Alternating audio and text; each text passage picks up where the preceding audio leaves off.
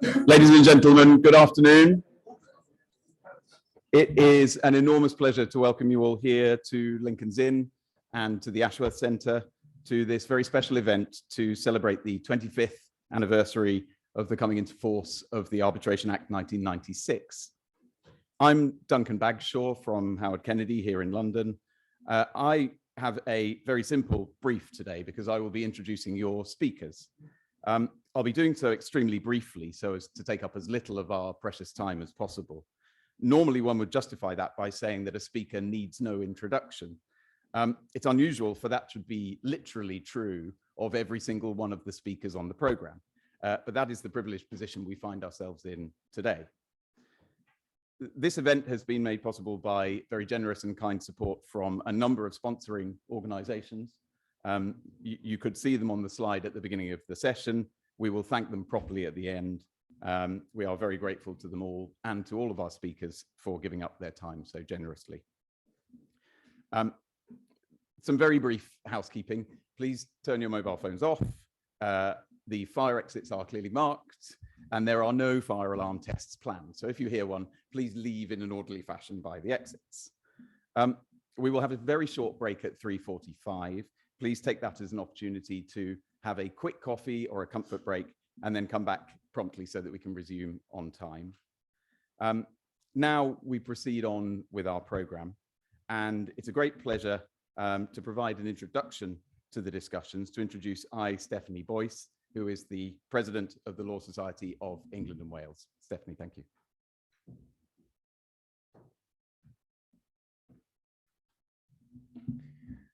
My Lord, ladies and gentlemen, and those who are watching remotely, I am very pleased to welcome you to this event, which marks to the day the 25th anniversary of the Arbitration Act 1996 coming into force.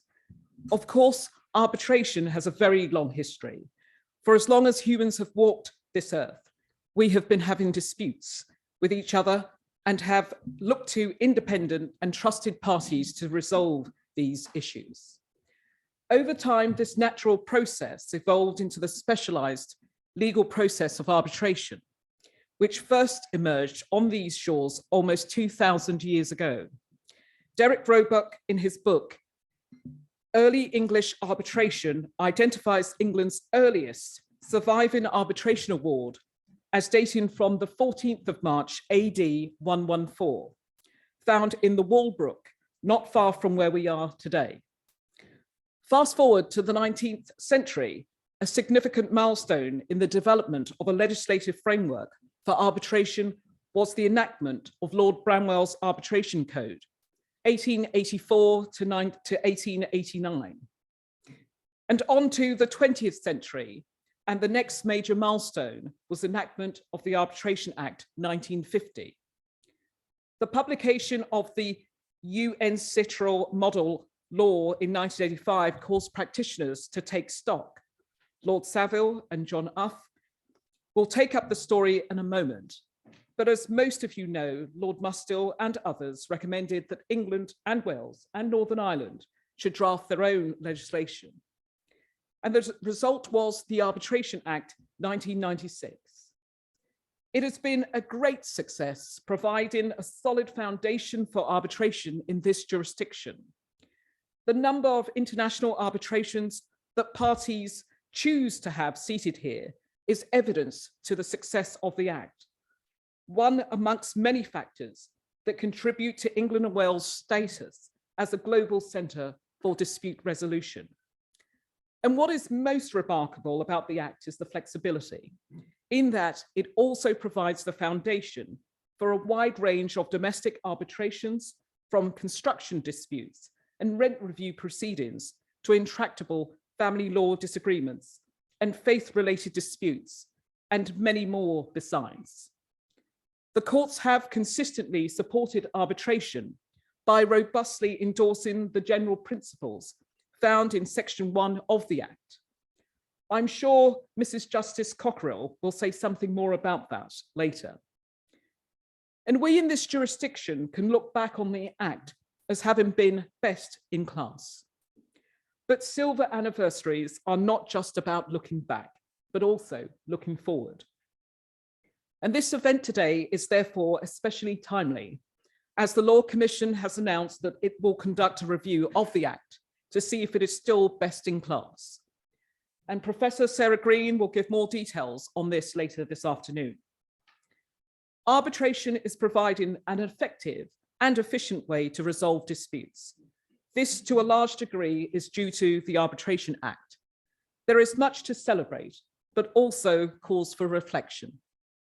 We have an excellent and expert lineup of speakers for you today, and I look forward to hearing their many varied perspectives on this important act, and hopefully some insightful debate on where the future of arbitration in England and Wales is headed. But most of all today is an opportunity to raise a glass to the Act and to those legal professionals who make it work on its 25th anniversary. Thank you.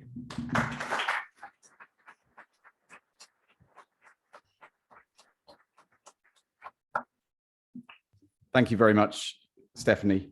I said in opening that our speakers need no introduction. The brevity of the introduction I'm about to give, I can confirm, is with the approval of the speaker concerned. Lord Savile of Newdigate was the chairman of the Departmental Advisory Committee.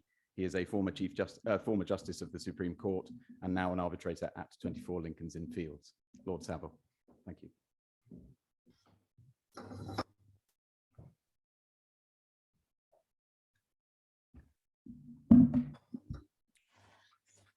My lords, ladies and gentlemen, this session this afternoon comes to me as something of a slight relief, since I've spent the last week talking to people about the Bloody Sunday inquiry. So I'm enjoying this occasion very much. I start by saying it's gratifying to hear from most people that the Arbitration Act 1996 is still regarded as more or less fit for purpose. It's been quite interesting to wander back 25 years and more, in fact, to the time when I was chairing the departmental committee and we were trying to produce a new arbitration statute. What should be emphasized, I think, looking back, was that one of the reasons we were able to produce an act at all was because we were under time constraints. The government of the day had given us a window, a legislative window, but they'd also made clear that the dates they offered were the only dates available, and that if we didn't meet them, the prospect of getting some new legislation would more or less disappear into the indefinite future. So we were working under time restraints. So that in turn meant that all members of the committee agreed on the fact that unless we could reach agreement on the terms of the new legislation, we would lose that opportunity. And we all agreed that it was an urgent matter to try and reach those dates. We did, in the end, succeed in doing so.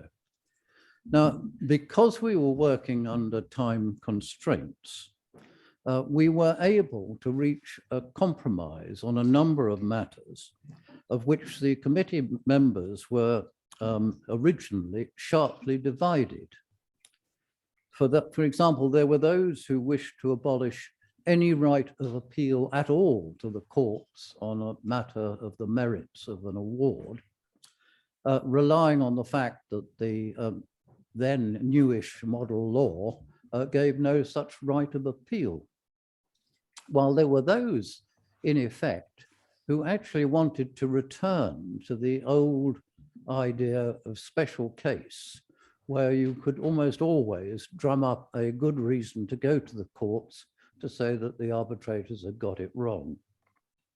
There were those who indeed simply wanted to incorporate wholesale the model law into our law in the place of our arbitration statutes. Now, some of those differences were fairly acute, but as I say, because we had time constraints and because we did all agree on the urgency of the matter, we were able to reach an agreement and produce a draft. Now, this isn't to say that I consider the Arbitration Act as the best thing since sliced bread, although you might think I might well be tempted to say so. It's very important indeed that it is kept under constant review, because as time goes by, things change, procedures change, arbitration develops, and we've got to continually check whether the Arbitration Act is sufficient to deal with these new situations. The classic example, perhaps, is the emergency arbitrator idea, which was more or less totally unknown back in the 1990s, but which is now incorporated in statutes all over the world. And I notice, among other things, that the Law Commission is, that is one of the things the Law Commission is proposing to look at in detail. The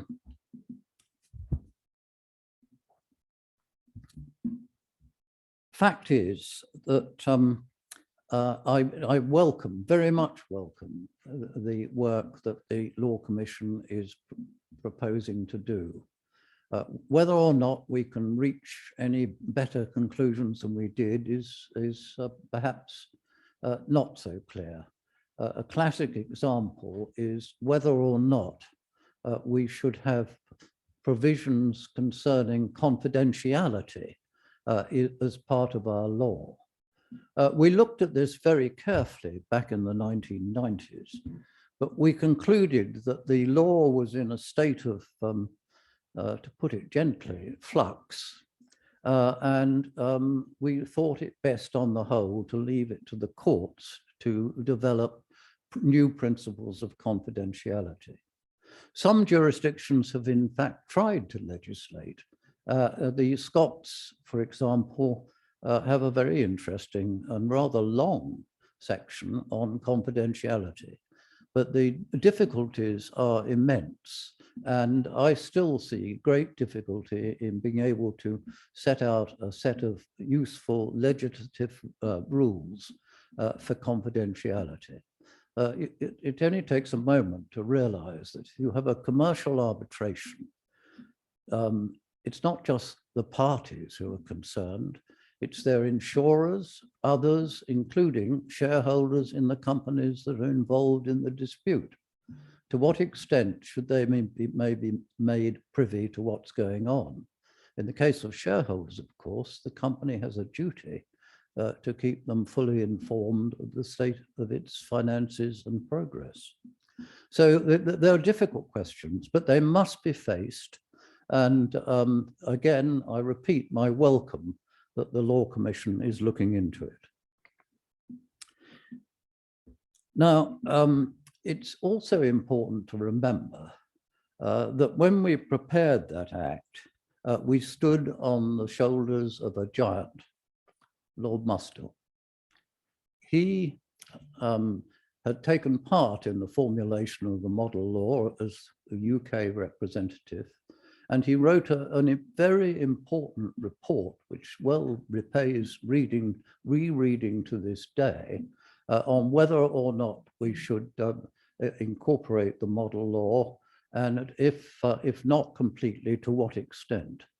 I do commend that report to you, and we read it and relied on it to a great degree in producing our own draft. The other person I would like you to remember is Geoffrey Sellers. He was our parliamentary draftsman.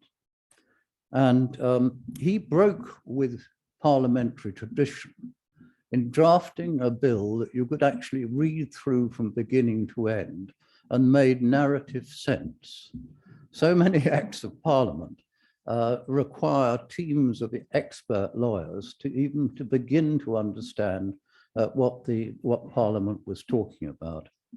He did a superb job in adopting user-friendly language and incorporating into our law the unsatisfactory mishmash of cases, statutes, and so on that had existed up to that moment.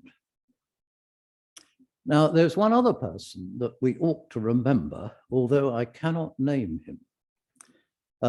When Toby and I were working on drafts, we circulated the drafts to other members of the committee.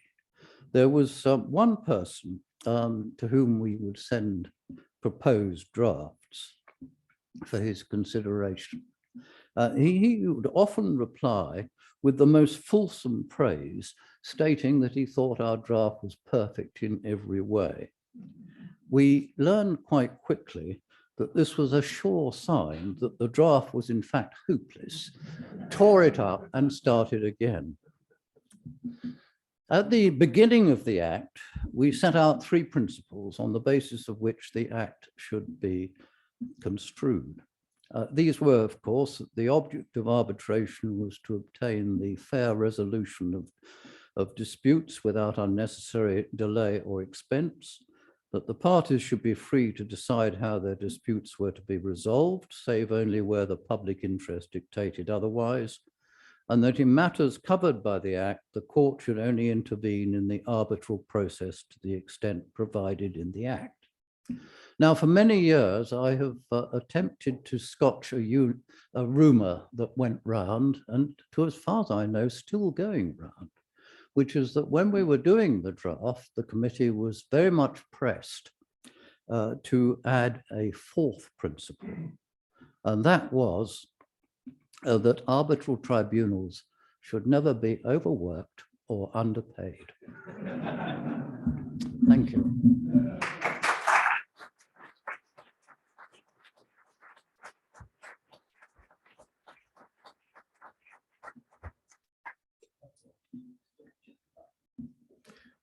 Thank you, Lord Saville. Our next speaker, Professor John Uff, CBE, QC, is, in his own words to me earlier, apparently one of the few surviving members of the Departmental Advisory Committee. He served on the DAC under both Lord Stein and then Lord Saville, and he was then the director of the Centre of Construction Law at King's College.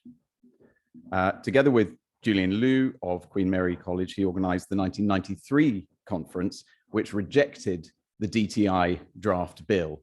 So special thanks are due for the act that we have had the benefit of for the last 25 years. He is now an emeritus professor at King's College London and an arbitrator at Keating Chambers. Professor Uff, thank you.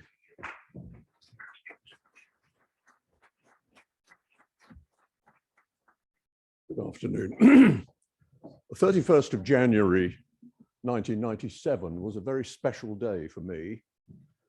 It was the 200th anniversary of the birth of Franz Schubert, and I well recall that day being involved in organising a Schubertiad that was delightful. So I'm even more pleased to discover now, though I didn't notice it at the time, it was also the day on which the 1996 Act came into force and is still, in my view, the best arbitration act we have ever had. Whether it's the best act we could ever have is a matter I'll leave for your debate. But given the very satisfactory outcome of the work of the DAC, it's a pleasure to recall the process that led to the production of the final draft bill that went to Parliament in 1995. The process was anything but smooth, and the successful outcome was a combination of hard work, persistence, and very much good fortune and timing, as Lord Saville has already alluded to. We should recall the situation in which English arbitration found itself in the mid-1980s.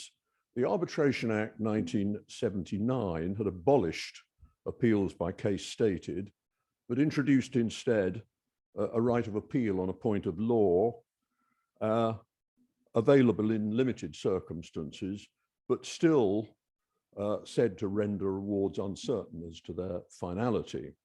As international work grew in London, so did the numbers of appeals, such that it was being said, particularly in Paris, that London was not a proper place for international arbitration. At the same time, we were faced by the newly launched model law, which was being adopted in many countries as the way forward for international arbitration. So it was that the then Department of Trade and Industry, DTI, set up a committee, the DAC, chaired in the first place by Lord Mustill, to consider what should be done. The first question addressed by the DAC was whether England should adopt the model law, and if so, in what form. I should correct that by saying whether England and Wales should adopt it. There's a small catch that I'll come to at the end. The outcome, which was not without controversy and is still not without controversy, was that arbitration law in England and Wales was regarded as so well developed and so well embedded in commercial practice that the model law should not be adopted, but should be taken into account in the drafting of the new bill. And so the DAC turned to its next task of the review of English arbitration law. Now, the need for reform of the English arbitration law had already been taken up by a private group led by the indefatigable Arthur Marriott, a London solicitor who many of you will recall, and an international arbitration practitioner of great repute, and a man of unique talent in persuading people to do things for him. He took on the task of producing what was known as the private draft, with a group of supporting law firms and chambers to raise funds to instruct specialist draftsmen to produce a model arbitration law, which was duly presented to the DTI for their consideration. However, the DTI required a different approach, as we've already heard, and limited the committee to producing recommendations that were then turned into draft legislation by the DTI's own parliamentary draftsmen without any direct discussion or debate. Many members of the DAC found this a frustrating experience and not conducive to the best outcome. The DTI also declined to take any account of the Marriott private draft, which is still there on the record, but has never been formally taken into account, despite its wide support at the time. The resulting draft bill contained much from the earlier legislation, particularly the Arbitration Act 1950, including what we were all once very familiar with, the notion of implied terms in arbitration agreements. A full draft was produced in 1993 and was circulated. It was not well received, but as already been said, Julian Liu and I, representing King's College and the Centre for Commercial Law Studies at Queen Mary College, jointly organised a major conference at King's College to discuss the draft as widely as possible. And among those attending the conference was Tom Bingham, Lord Bingham. The theme taken up by many of the distinguished speakers was whether the commercial community should settle for what became branded as half a loaf. Some of you will remember that memorable epithet, which was symbolized by someone hoisting half a baguette on the end of a rope on the stage. The point was well made. The overwhelming response of the delegates was a resounding no. The commercial community wanted something better. Now, at this point, external factors began to play a role. The UK government under John Meagher lost its parliamentary majority. And although it was to remain in office until 1997, it was clear that no controversial legislation could be put forward. Instead, the government turned to draft legislation which would command general support, and high on the list of potential bills was that dealing with arbitration law. And as we've heard from Lord Saville, a draft being produced under a very strict timetable. For the arbitration bill, the rejection of the 1993 draft was, of course, duly noted, and steps put in hand to produce the new draft. Two important steps that were taken at this point were, first, the appointment of Lord Saville to oversee the DAC, and secondly, as he has mentioned, the replacement of the DTI parliamentary draftsman by a new team with a forward and, dare I say, European approach to drafting, and a drafting team that was prepared to sit with the committee and debate their proposals and ideas in committee. The new draftsman, as we've heard, was Geoffrey Sellers, one of the greatest parliamentary draftsmen of that era.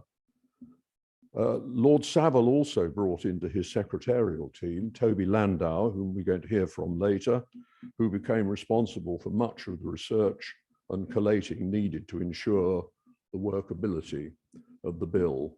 The new team was thus able to start afresh with a new draft bill which bore little resemblance to the previous half-a-loaf draft, and adopted what I regard as a brilliant new approach to setting out the general principles on which the new Act was deemed to be founded. The Arbitration Act 1996 was passed in the dying days of the Meagher government and came into force, as we know, on the 31st of January 1997. Later that year, Arthur Marriott's work was recognized by his appointment as one of the first two solicitor QCs. Lord Steyne, the second chairman of the DAC, said in his Freshfields lecture that the model law was the single most important influence on the shaping of the bill, and that influence remained throughout the final drafting process. Just as an aside, and returning to a point I made earlier, it may be noted that one of the members of the DAC was Lord de Verde, the former Scottish judge, who, after the DAC's conclusion that England should not adopt the model law, chaired a Scottish committee which decided, as the Scots have always done in arbitration matters, to do the opposite, which it subsequently did, now by the Arbitration Scotland Act 2010. Thank you.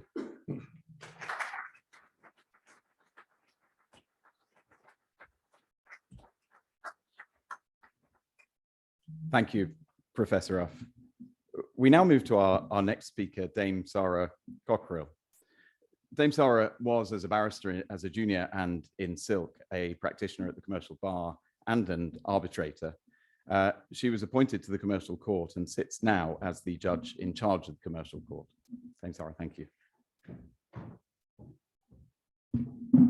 Thank you. That's a very appropriate introduction, because I'm going to kick off by saying that I find it, frankly, rather peculiar to be addressing this topic, the judicial perspective, because in many ways I feel closer to the Act as a practitioner. I was 6 years call when the Act came in, and the drafting process had, of course, been a vibrant topic of conversation in Essex court chambers for years. And after it came in, I had a number of rocky encounters with it in its first few years. To name just one, the Centaurus Mar in 1998, one of the very early cases on Section 44, in which I obtained a deeply dodgy, contrary to Vera Cruz principles injunction, ex parte from Mr. Justice Tuckey, and was then royally duffed up on the return date by a combination of Geraldine Andrews from the other side and Mr. Justice Ricks.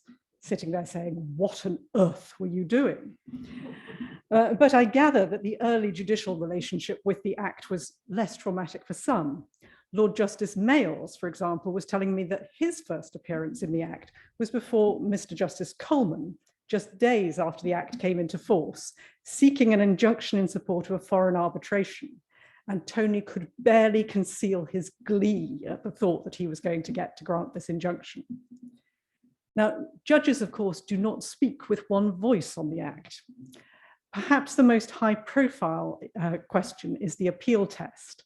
And there, the most famous judicial comment is that made on the 9th of March 2016 by Lord Thomas in the Bailey lecture on rebalancing the relationship between the courts and arbitration. In that famous lecture, he claims that arbitration is hindering the development of the common law by taking cases away from the national courts. And as most here will recall, he spoke of arbitration undermining the means through which much of the common law's strength, its excellence, has developed. He suggested also that it retards public understanding of the law and public debate over its application.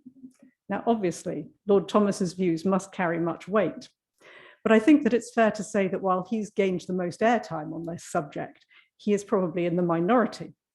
Lord Savile, of course, immediately commented in the Times that expanding the reach of Section 69 would be a retrograde step that disregarded the parties' bargain and would drive international commercial arbitration away from London. Sir Bernard Eder, at the Chartered Institute of Arbitration's annual lecture, said that the balance currently struck was the right one. The proposed changes would drive business away from England and would result in even fewer referrals to the courts. And he disagreed as a matter of principle, characteristically provocatively, that parties to arbitration should be forced to finance the development of the common law. To similar effect, Sir Peter Gross, giving the Jonathan Hurst Memorial Lecture in 2018, opined that somewhat like Goldilocks, we have the balance just right. I tend to agree with the majority on this. Where interesting points of law arise, they do tend to make their way through the appeals system. If there is a problem, it's caused more by the exclusion of appeals and by the fact that so many arbitrations in the modern world seem to turn on exactly the kind of factual disputes that very few would advocate bringing within the scope of the appeal. Certainly, as the person currently responsible for keeping commercial court lead times down without actually killing the judges of the commercial court, I would not myself advocate a step which would demand so much more of our resources, unless I saw a great deal better evidence that I do, that issues of fact are being badly handled by arbitrators. There is, I think, a danger of being over-obsessed by that headline-grabbing appeal question. It's important that we look at all of the Act and not merely the question of appeals. As Stephanie indicated earlier, I think that the Act has held up very well. It provides a good deal of business to the court, about 25 to 30% of the court's business year on year. We see many applications to support arbitration, 27 Section 44 applications in the last year. Of the challenges, which are numerous, some succeed, but not many, about 10% on appeals, and less, 5 to 10% for Section 68. Even costs, about which people sometimes tend to cavil, tend not to be too bad, though it must be said it is a constant struggle to keep the ingenuity of London's lawyers at bay by them seeking the route to challenge, which enables them to put the most material before the court. We are dealing with that step by step by redrafting the practice direction a few years back, by the dismissal on paper process for Section 68, and now we are introducing a similar process for Section 67s. Interestingly, most of the cases dismissed on paper, nobody opts to renew. So things are working well, but for all of that, I welcome the announcement by the Law Commission of a full review. I would be surprised if the question on the appeals test results in proposals which stray very far from where we are. However, there are areas within the Act where stress testing over the years has indicated that change may be needed. I know that there is a lot of noise about confidentiality, but from a judicial perspective, that's not an area which bothers me much. The insights of arbitrators and clients will be far more to the point here. And I cannot, I'm afraid, Lord Savile, welcome your suggestion that it be left to the court, where the approach in arbitration law is so much in tension with the approach which is taken in other areas of the law, for example, in the administrative court. Now, naturally, as a judge, one's views as to what could do with a bit of tweaking are to some extent driven by the cases one sees. So when asking what is creaking a bit, the top of the list for me is, sorry, Toby, my old friend, section 44. There are a number of points here. One is resolving that old chestnut about the Chabra jurisdiction and service out, a point which Lord Justice Males and I have both dealt in ways which I know that many people here find unsatisfactory in Cruz City and DTEC trading.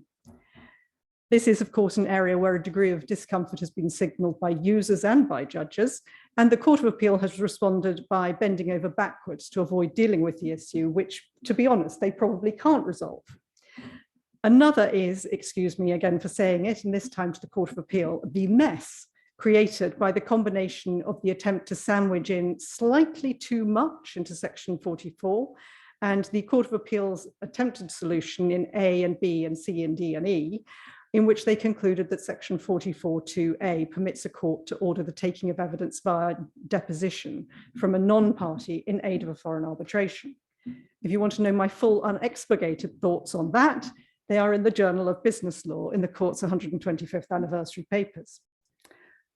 Personally, I think there is much in the argument that a rethink on default appointments under section 18 would be a good idea, making the process easier. It does sometimes seem cumbersome, even from my perspective, a without notice paper application with a right to set aside, perhaps. And I think one way of getting the interesting legal points into the public domain might be via a rethink of section 32. See my judgment in Armada Ship Management and Schista, where I pointed out that it wasn't working terribly well at the moment if a party wasn't engaged with the arbitral process. There may be something to be said for the definition of an award. Arbitrations are so much more complex than they were in 1996. And the line between complex procedural orders and substantive decisions can be tricky, as I noted in the ZCCM case. I'd like to finish, though, with two thoughts. The first is that the arbitration community now benefits from the presence, as very busy arbitrators indeed, of numerous former judges who have huge experience of the issues which arise for the supervisory court, a number of gamekeepers turned poachers, if you will. They must surely be a huge resource for us in discerning what works well and what needs reform. A panel of such wise women and men providing their insights would be absolutely fascinating. Secondly, this afternoon's proceedings finishes with a debate. This House believes the Arbitration Act remains best in class. I'm not doing the debate, but I'm going to offer you a view anyway. The view is this: that may be right. It may very well be right, but that's not the important question. I have spoken elsewhere of the importance of London as a dispute resolution centre not being complacent. London does well because it does not rest on its laurels.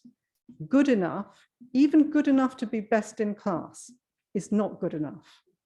The real question is this: in an environment where contentious dispute resolution has moved on in the last 25 years, is the Act the best that we can do now, knowing what we know now about the disputes which inhabit the modern world, and with the inklings which we have of the many and various disputes which are around the corner?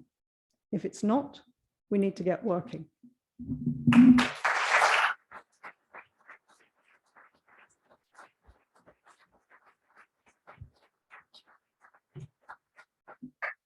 Thank you so much, Dame Sarah, and may I say how heartening it is for many of us to hear stories of eminent silts getting duffed up in the commercial court. Our next speaker to offer some thoughts on landmark judgments of the English courts under the Act is Professor Stavros Brekoulakis. He is the director of the School of International Arbitration at Queen Mary University of London and an arbitrator at 3 Verulam buildings. Thank you. My lord, ladies and gentlemen, I've been asked today to talk about the landmark decisions of the English courts under the Act. And the threshold question is, of course, how can you identify a landmark decision out of a large number of decisions that have been rendered under the Act in the last 25 years. There have been decisions that addressed complex questions and clarified the law, and there have been decisions that dealt with novel questions and advanced the law. There have been interesting decisions and decisions that have given rise to stimulating debates. But what I propose to do in the following 10 minutes is to seek to identify no more than 5 decisions that have stated the central guiding policies of the Act. Those decisions that represent, in my view, what this remarkable piece of legislation mainly stands for. And the list must start from the 2007 House of Lords decision in the Fiona Trust. It's a decision that set out the policy for a one-stop adjudication of commercial disputes in arbitration. To implement the policy, the House of Lords held that the tribunal's jurisdiction to determine disputes under a contract extends to the question of whether the contract was invalid. A party, therefore, is free to challenge the validity of a contract and the arbitration agreement therein, but by doing so, it cannot take away this question from the tribunal and put it to the courts. It is the tribunal that will have to decide this matter. Giving the leading judgment, Lord Hoffman ingeniously grounded legal principle to commercial reality, stating, and I quote, "The construction of an arbitration clause should start from the assumption that the parties, as rational businessmen, are likely to have intended any dispute arising out of their relationship, including the question of validity, to be decided by the same tribunal." When I think this statement to be self-evident, it wasn't 15 years ago. In a way, the decision in Fiona Trust was a logical sequence of the House of Lords decision in Lesotho, which was issued 2 years early in 2005. The central issue in Lesotho was whether a tribunal had exceeded its powers under Section 68 of the Act in awarding sums in currencies other than those stipulated in the contract, as well as pre-award interest not permitted by the governing substantive law. But leaving the technical question of currency and interest aside, the decision in Lesotho is notable for stating the policy of minimal judicial intervention, as we heard by Lord Saville earlier. This is perhaps the single most important policy behind the Act. This policy entails that for a party to be successful in setting aside an award under Section 68, it is not sufficient to show that a ground of serious irregularity has occurred. It must, in addition, demonstrate that serious irregularity has caused substantial injustice. The requirement of substantial injustice effectively means that English courts have no supervisory role over arbitrations. Rather, it means that English courts can intervene and set an award aside only as the DAC report explained, and I quote, "in extreme cases where the tribunal has gone so wrong in its conduct of the arbitration that justice calls out for it to be corrected." Making the point, Lord Steyn, who gave the leading judgment in Lesotho, spoke about the ethos of the 1996 Act and noted, and I quote, "a major purpose of the new Act was to reduce drastically the extent of intervention of courts in the arbitral process." The next decision I would like to turn to is the 2010 decision of the UK Supreme Court, as it had become in the meantime, in Dalla. For many commentators, Dalla is mainly remembered for the extraordinary circumstance where the UK Supreme Court and the Paris Court of Appeal rendered contrary decisions applying the same facts under the same law between the same parties. But the decision is much more than the question of whether a non-signatory can be bound by an arbitration agreement. Importantly, the decision is about the legal principle that when a foreign award seeks enforcement in England, the courts under Section 103 will conduct a full review of the question of whether the tribunal had jurisdiction in the first place. And the nature of this exercise will remain unaffected, even if the tribunal had addressed this very same question in the first place and had concluded that it does have jurisdiction In other words, under the Act, the principle of competence empowers the tribunal to be the first, but not the sole judge of their own jurisdiction. As Lord Mans pointed out in Dalla, what matters in this inquiry is whether a foreign award is enforceable in the country where enforcement is sought. In other words, what eventually matters is the court's view on whether an arbitration legally exists in the first place. The arbitrator's decisions cannot preempt the national courts on this matter. And this position stems, I should say, right from the broader policy of the Act, that for an arbitration to exist, it must be eventually recognized by national court and their municipal system of law. This has always been the policy of English law, as was brilliantly stated by Lord Kerr in a Court of Appeal decision that predated the current Act, and I quote, "English law does not recognize the concept of a delocalized arbitration floating in the international firmament, unconnected with any system of municipal law." I will then briefly turn to the more recent decision of the Supreme Court in Halliburton, which is an important decision of principle as it concerns matters of arbitration's integrity. The importance of the decision is underscored by the background against which the decision was issued.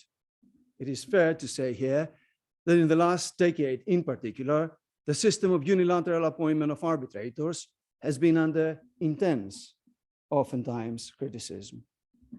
Against this background, the position of English law was stated in the most unequivocal terms by Lord Hodge, who said that, and I quote, "Notwithstanding the realities of the system of unilateral appointments under English law, all arbitrators, whether party appointed or independently appointed, are expected to come up to precisely the same high standards of impartiality." And it is these high standards of impartiality which entail that disclosure, as the Supreme Court found, is a legal duty under the Act. It's not merely good practice, as the Court of First Instance had found. I will now turn to the final decision in my list, which is also a decision on arbitrators and the nature of their appointment, but was rendered earlier than the Halliburton in 2018. That's a decision of the Supreme Court in Givraz. There were a number of specific issues which the decision had to navigate through, including in respect of employment and anti-discrimination regulation.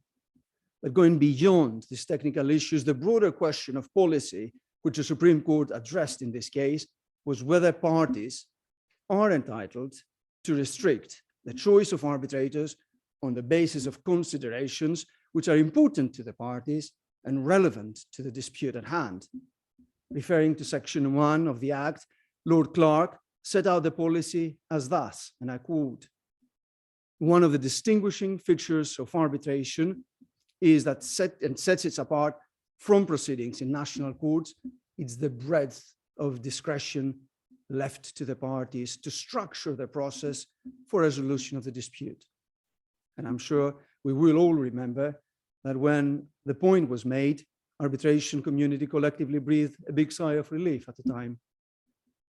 I will have to conclude here, being conscious that I must have left out of my list other decisions that have made important statements of policy under the Act. But depending, of course, on the Law Commission's view on this matter, we might have the opportunity to improve on the list at the Pearl anniversary of the Act in 5 years' time. Thank you for your attention.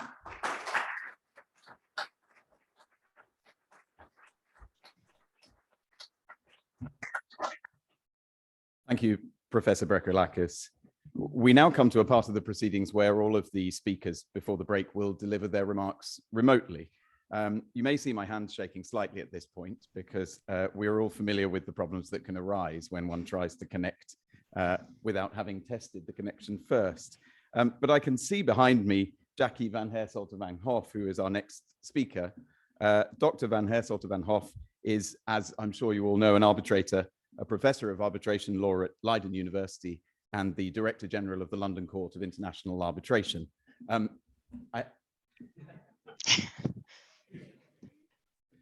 I did do something to upset the camera operator earlier, so I imagine that's why. Jackie, can you hear us? I can hear you, thank you. And much more importantly, we can hear you. Thank you so much.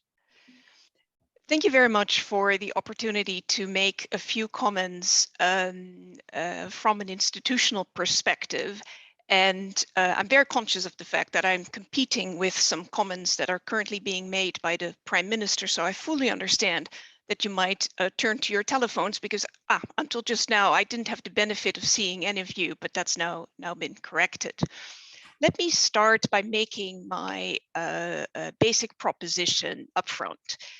The Arbitration Act 1996 does not require wholesale reform and certainly not reform for the sake of reform. Having said that, that does not mean that it doesn't require review.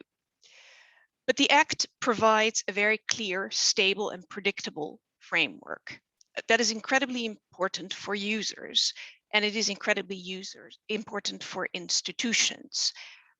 For the LCIA, it is especially important given that the majority of LCIA cases, regardless of the nationality of the parties, are seated in London.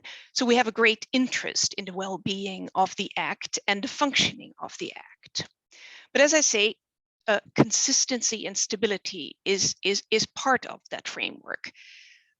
We benefit as users, and that includes the LCA's institution, from support by the courts. And I'd like to draw your attention to Sir Bernard Eater's and Osborne Clarke's recent empirical study of over 500 cases that has demonstrated that the Act functions well. That is, again, not to say that nothing needs to be done or reviewed, but I'd like to start with this basic starting point. Another factor to keep in mind when the review takes place is that the fundamental nature of the Act is the ability to opt in or opt out.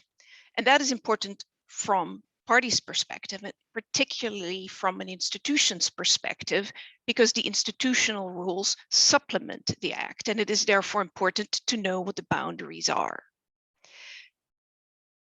Despite my comments, I will now make some suggestions of areas which, from an institutional perspective, may require some thinking, if not tinkering. And before I do that, two caveats or two comments, not necessarily from an institutional perspective, but from my Dutch experience, having been extensively involved in the revision of the Dutch Arbitration Act, which is was a little bit older than the English Arbitration Act. So the Dutch too set off to do a careful review, a careful update. It took 10 years. So before we venture into this, I was quite struck by Lord Saville's comments. Sometimes having not enough time is the best way to ensure that you finish in time. So I think we should keep the perspective of what we want to achieve and not drown. And in terms of drowning, my other preliminary point is don't forget the low-hanging fruit. The problem about a review process is that people start ventilating suggestions, which are probably all very good. Many will be completely inconsistent, and many will recommend changes. But sometimes it can actually be quite helpful to confirm in the Act certain important developments, such as coming out of some of the important decisions that we've heard referred to before.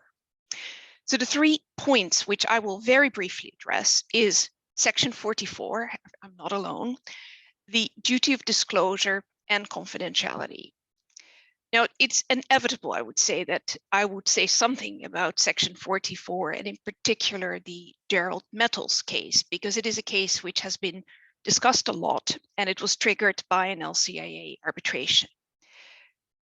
To begin with, again, this is an example of where the Act is supportive. Section 44 is drafted in a supportive way when it comes to arbitration.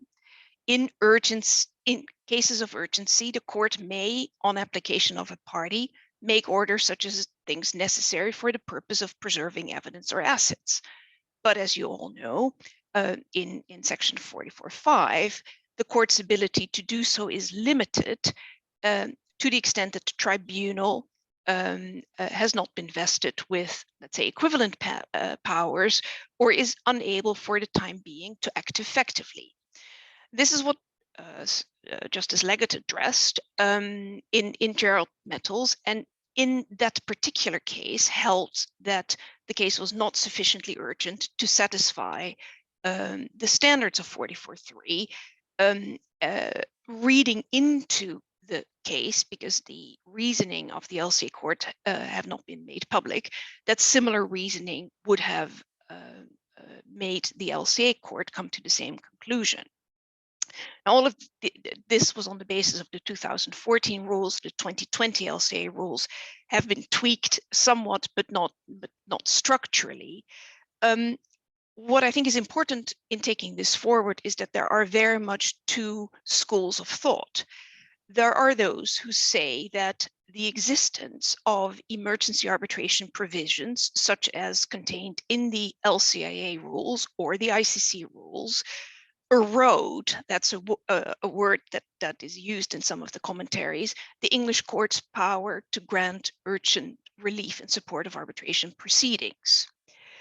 There are others who say the case was properly decided, and it really prevented, in this case, the claimant from having a second bite at the cherry. Now, I think it's important to keep in mind that this was a situation where a distinction should be made between a number of situations, such as, was this an ex parte request or not?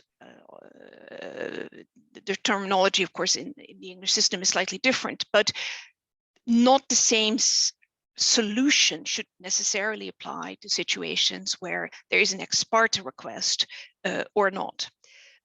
We should keep in mind that parties can opt out of the opportunity for arbitrators to issue interim measures in the form of emergency relief. A situation which has not been addressed as explicitly in Gerald Metals, but which I think is very important in taking this forward, is to what extent are third parties involved.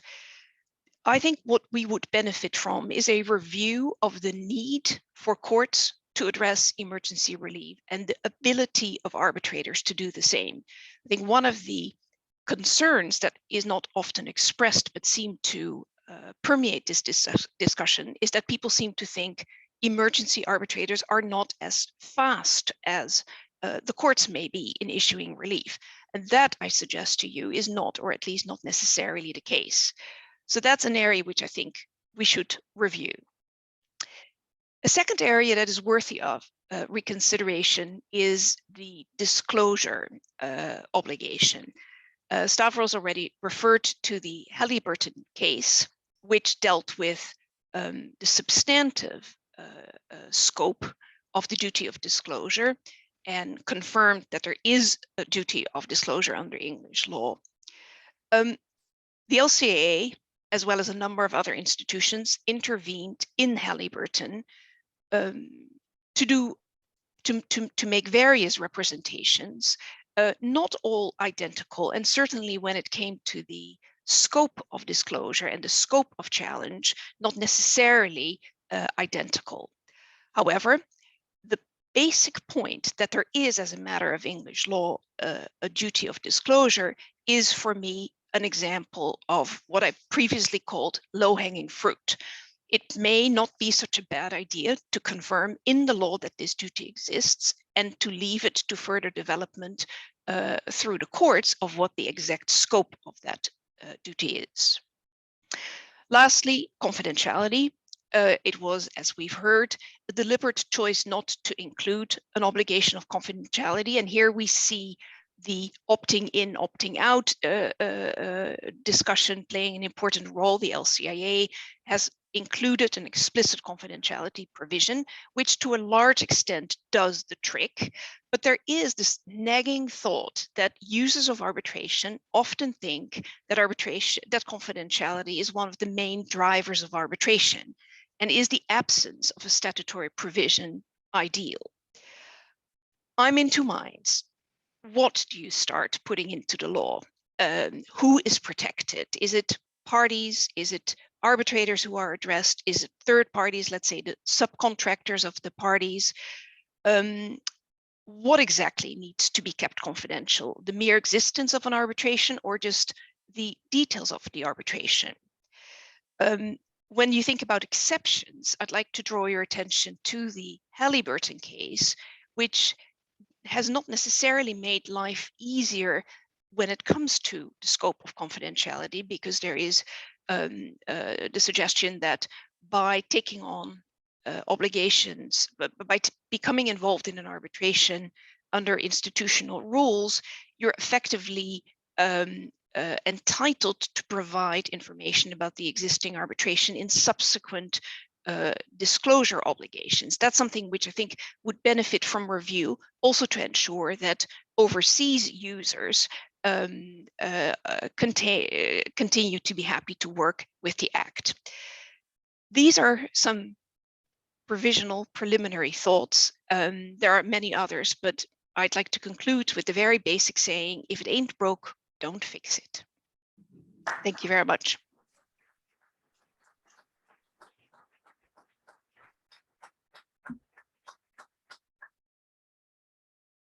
Thank you very much, Jackie, for those insights. Moving on with our program, it's a great pleasure now to welcome Claudia Salomon, who is also going to join remotely, and I can also see on the screen behind me, to my great relief. Claudia is a former global co-chair of international arbitration at Latham & Watkins. She is an independent arbitrator in her own right, and she currently serves as the president of the ICC International Court of Arbitration. Claudia, can you hear us? I can indeed. Thank you very much. Well, thank you, and congratulations to the organizing committee for putting together such a significant program. And I express my heartfelt appreciation for the invitation to speak to you. My task today is to offer the ICC perspective on the UK Arbitration Act Act 25. So let me start with the pas de deux, a step for two. From Swan Lake and the Nutcracker to Giselle and Don Quixote, the grand pas de deux represents some of the most iconic moments in ballet. And Margot Fonteyn, the acclaimed prima ballerina with the Royal Ballet, and Rudolf Nureyev performed some of the most stunning pas de deux. When the pas de deux first made its appearance in the early 18th century, it typically involved a couple performing their steps in unison. But in the late 19th century, the grand pas de deux shifted form and became what we know today with four parts. First, l'entrée, literally the entrance, in which the dancers appear on stage, typically with great pageantry. Second, adagio, a slow movement in which the dancers are often in close contact, supporting one another, demonstrating grace.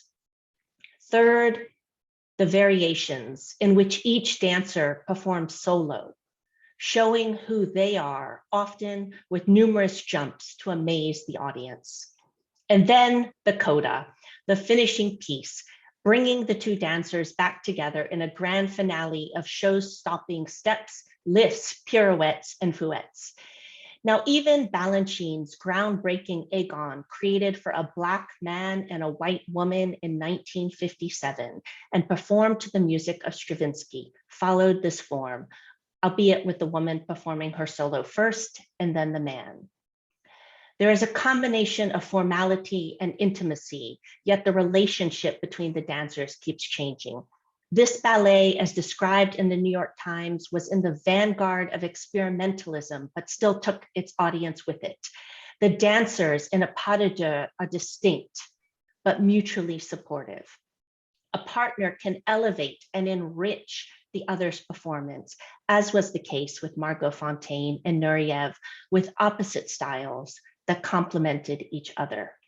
There is an international common language to these ballets in which they can be performed around the world, in which guest dancers can join another company and yet bring their own interpretation to a performance with its own local variations. And the dances evolve based on the increased physicality and range of the dancers and some modern sensibilities. And so I submit to you that for the last 25 years, the UK Arbitration Act and the ICC International Court of Arbitration have been dancing a beautiful pas de deux, reflecting a dynamic relationship. We have each entered the stage with flourish. We have at times come in close contact, supporting one another and hopefully demonstrating grace. We have each performed solo, showing the world who we are, only then to come together. I submit to you that we have influenced each other and elevated the other's performance. And with an international language, but with local variation, we have evolved with modern sensibilities. First, the numbers tell the story of the role of the Act that has helped make the UK and London in particular a leading destination for commercial arbitration and ICC arbitration in particular. Since the adoption of the Arbitration Act in 1996, London has consistently been among the top seats in ICC arbitration. And London was the most popular in 2019, with more than 17% of all ICC cases filed that year seated in London, surpassing Paris, but then returning to second most popular in 2020, with 12% of all cases seated in London. UK nationals have also been the most represented nationality among arbitrators in ICC arbitration for the last decade, and consistently among the top since the adoption of the Act. And English law has been the preferred choice of law for many years since the introduction of the Act. Now, the number of London-seated ICC arbitrations that do not involve a UK party is also noteworthy. It's certainly logical to have a UK seat where there are UK-based parties, but for non-UK parties to choose the UK as a seat really shows its international reach and reputation as a neutral and effective seat. In 2020, London was the chosen seat in 85 ICC arbitrations, and we had 55 UK parties. So we can confidently say that more than a third of all London-seated arbitrations do not involve UK parties. They are truly international. Similarly, 122 cases chose English law, and over half of the arbitrations choosing English law do not have a UK party. So when considering London as the seat, all of the elements are in place. Relative contractual certainty offered by English law, reliability, neutrality, and impartiality of the English judiciary, the UK's position as a signatory to the New York Convention, and fundamentally support for the arbitral process offered by the constant quality of the English courts applying the Act and the Act itself. In short, the Arbitration Act created the infrastructure necessary to support the full gamut of disputes decided under the ICC rules of arbitration, from low-value disputes to large and complex cases involving multiple parties and multiple contracts. Second, in the interaction of the ICC court and the Act, we know that the Act has had an influence on ICC arbitration and what happens at the ICC court, and ICC arbitration has become part of the fabric of the UK court's own interpretation of the Act. For example, Article 22 of the ICC rules, which focuses on effective case management, reflects the language in Section 33 of the Act directing the tribunal to adopt procedures which avoid unnecessary delay or expense. And likewise, the court's expectations regarding disclosures made by potential arbitrators and arbitrators themselves, and the court's determination of challenges made against arbitrators based on allegations of the lack of independence and impartiality are shaped by the Act and the UK court's interpretation of the Act. As the ICC court explained in its amicus in the Halliburton case, in these challenges, references are often made by parties to the underlying law of the seat of the arbitration when making or resisting a challenge to an arbitrator. The law applicable to arbitrator challenges is therefore taken into account in the ICC court's determination of an arbitrator challenge in the large number of London-seated arbitrations it administers. As the ICC court has an interest in maintaining a consistent approach across the cases it administers, such decisions in London-seated arbitrations also have an impact on the ICC court's approach to determination of challenges more generally, such as in arbitrations seated outside of London. And notably, the ICC court takes into account the standards of independence and impartiality as applied under the law at the place of arbitration. And this is particularly the case for arbitration seated in London, given that sections 24.1 and 24.2 of the Act grant English courts the power to review de novo a refusal by the ICC court to uphold a challenge when arbitration reference is still pending. In this way, English law will be taken into account in deciding challenges in London-seated arbitrations. In addition, given London's prominence as a leading seat of ICC arbitration and the ICC court's priority of maintaining a consistent treatment of challenges across its caseload, English law will impact other ICC arbitrations as well. So with the Halliburton decision, it is for the ICC court to determine how it seeks to address the effects of the decision and whether further specificity is necessary regarding what it is required in terms of disclosure to minimize potential gray areas. And now with the review of the Arbitration Act underway, the ICC court looks forward to continuing this pas de deux, elevating each other's performance in this very dynamic relationship. Thank you so much.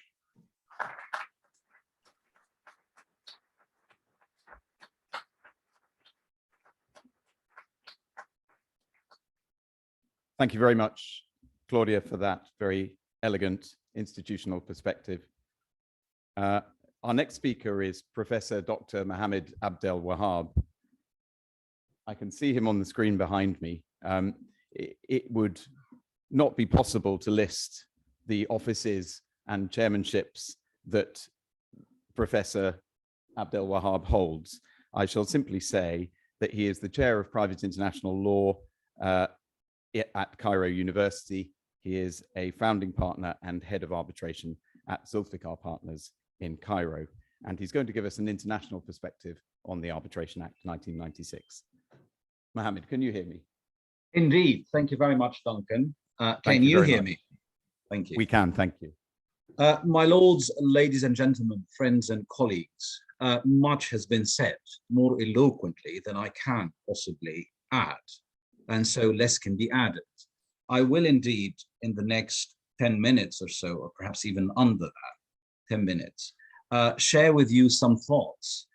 I think the past speakers have all shed light in a very brilliant and excellent way on where the Act stands in that sense. And it is indeed important to understand, as Jackie and Claudia have mentioned, that the UK Arbitration Act has importance that extend well beyond the four corners of the United Kingdom. And its importance continues to play a role even till date. One significant example of countries that have recently enacted their own arbitration laws, being greatly inspired by the English Arbitration Act, is a country in another continent, quite distant, that is Tanzania in Africa, where their Arbitration Act of 2020 is by and large influenced by the English Arbitration Act of 1996. So that is a testament, of course, to the quality of the Act. And as Lord Seville has kindly mentioned and stated, it is still fit for purpose. And I know that Jackie has mentioned that if it's not broken, no need to fix it. That is understood. But I am also aware that English practitioners, the Law Commission, would settle for nothing less than a world-class act that applies. And that said, I would like to share with you some important features that international practitioners sitting in England or considering the Arbitration Act consider to be of great importance. And then I will conclude with some areas that the Law Commission and our prominent colleagues from England may wish to consider from the perspective of international practitioners. Now, amongst the most important features, of course, now navigating your way in the English Arbitration Act is not necessarily easy for any practitioner, of course, who is not educated in England or qualified in England. Now, of course, the idea is that if you are an international arbitrator, you must come across the English Arbitration Act. You cannot truly be an international arbitrator without more or less mastering your way or navigating your way properly through the Act. Amongst the most important features, which I think is quite brilliant that the Act brings, is the express legislative listing of the mandatory provisions in Schedule 1. In many arbitrations, parties waste time and cost debating whether certain provisions in a law are mandatory or not. And the English Arbitration Act avoids that by making a list of these mandatory provisions. Provisions distinguishing an umpire from chairman, 20 and 20, sections 20 and 21, of course, are useful. Arbitrators and practitioners also appreciate the mandatory provision relating to the parties' joint and several liability for fees and expenses of the tribunal, which may not be existent in other legislative instruments globally. Also, the Act is quite unique in detailing the regulation of tribunal powers across the board, be it through the conduct of the proceedings, taking stock of the evidence, regulating security for costs, the property that is subject to arbitration, and ultimately the remedies that can be granted by a tribunal with express reference to declaratory, specific performance, and monetary relief. One additional point that is of importance to note is section 41.6, which refers to a failure to comply with a preemptory order, and the tribunal then is entitled to dismiss the claim, though there is a lack of clarity from the perspective of international practitioners as to whether such dismissal is or without prejudice. So perhaps that is something that ought to be considered in a revised text.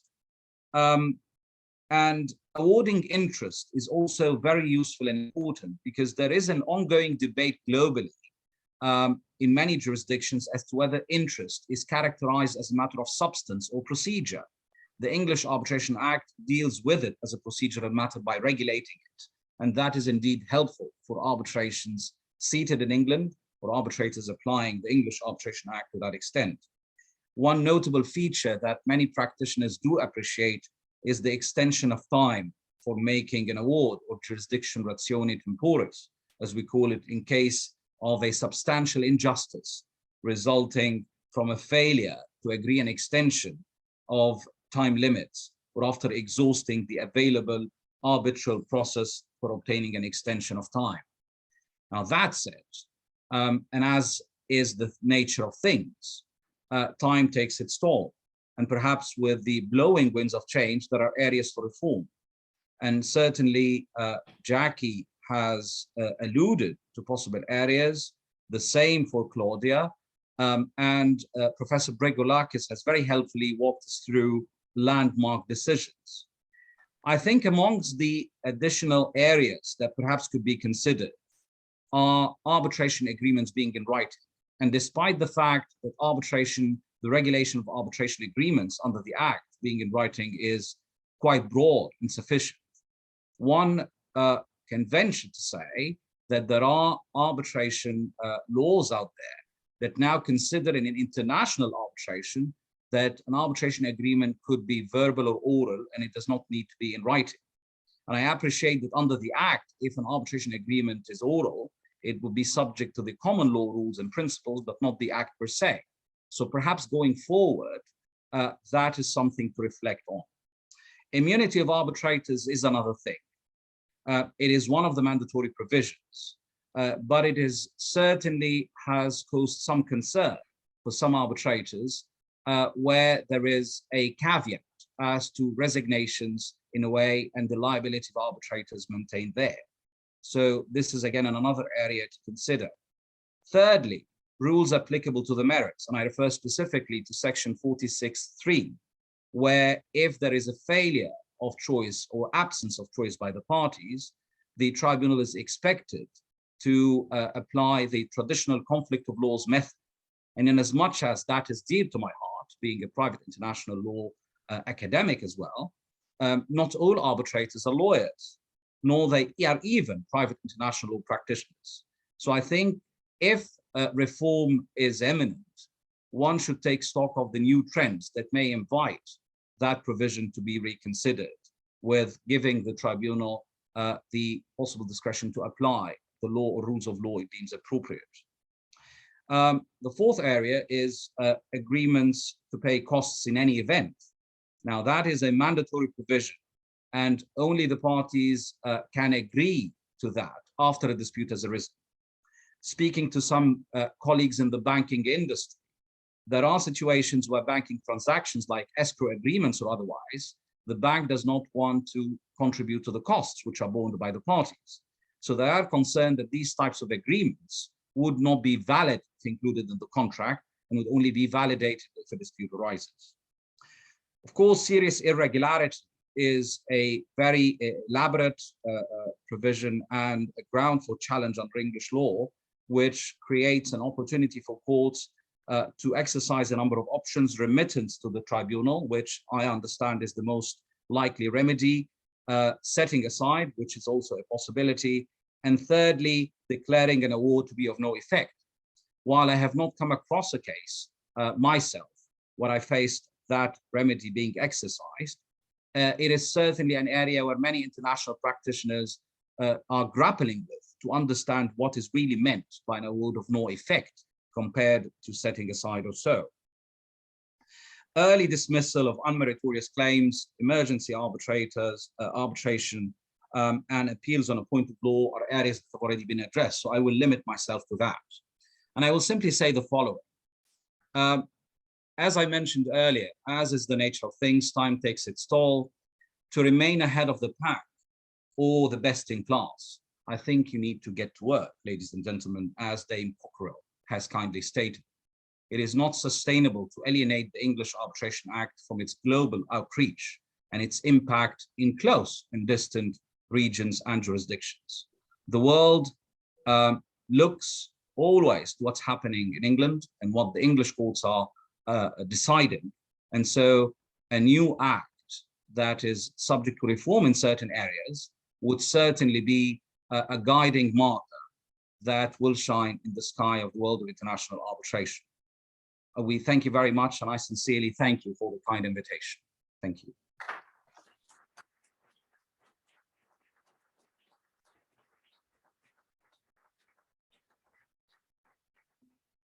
Thank you very much, Mohammed, Professor Abdel Wahab, for those very thought-provoking comments and for the closing call to arms and call to action that I think we all heard. We're now going to take a short break. There's a lot of people in here. There are drinks in the area that you came through at the beginning of the session. We have 15 minutes for this break. With my apologies, if you could try to use it as efficiently and productively as you do in all your arbitrations, we would be very grateful. And we will see you back here at 11 minutes past 4 when we'll continue the second half. Thank you very much.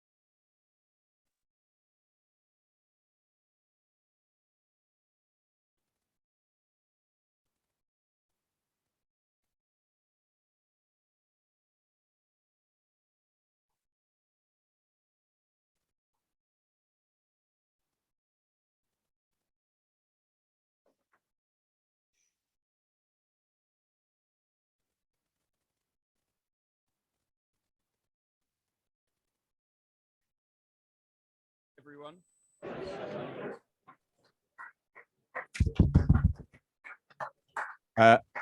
Unlike your conferences when you're sitting at home in your slippers, I'm afraid we do have to start on time. Someone who will remain nameless asked me over the break, are you doing this comparing bit again in the second half? And when I said yes, they seemed a bit disappointed, but Audley Sheppard sends his apologies and can't be with us today. He would have been here to offer a few remarks of his own had he been able to do so. We're moving on to the second half of our program now. The only comment I would make on it is that we have very unkindly restricted each of the speakers to 5 minutes each, which is clearly inadequate for them to offer us the depth of the experience and knowledge that they have. But very magnanimously, they have agreed to limit themselves to 5 minutes and offer us just a few brief thoughts on certain areas of arbitration. And our first speaker is Sir Nicholas Francis, Mr. Justice Francis. He is a judge of the Family Division of the High Court, and he's also the Family Division Liaison Judge for Wales. He was also, before he was appointed to the bench, one of the first practitioners to be trained as a family law arbitrator. So he speaks from great experience. Once again, I turn and see Sir Nicholas on the screen behind me, to my relief, and I hope that your lordship can hear us. I hope you can hear me back. We can, thank Good. you very much. One of the terms that I've started to use a lot in the last 2 years is unmute yourself. I don't expect any of you, and certainly I had never said that to anyone before, but I seem to say it every day now. Well, I'm talking about family law, and it's always with some trepidation that I venture into the world of hardcore commercial lawyers such as those here today. I think that insecurity was partly brought on by the late, great John Hopkins, who some of you may remember. He was my senior tutor in law and director of studies when I was at university. And every time he saw me, he used to say, family lawyer, oxymoron, and laugh raucously at that joke of his.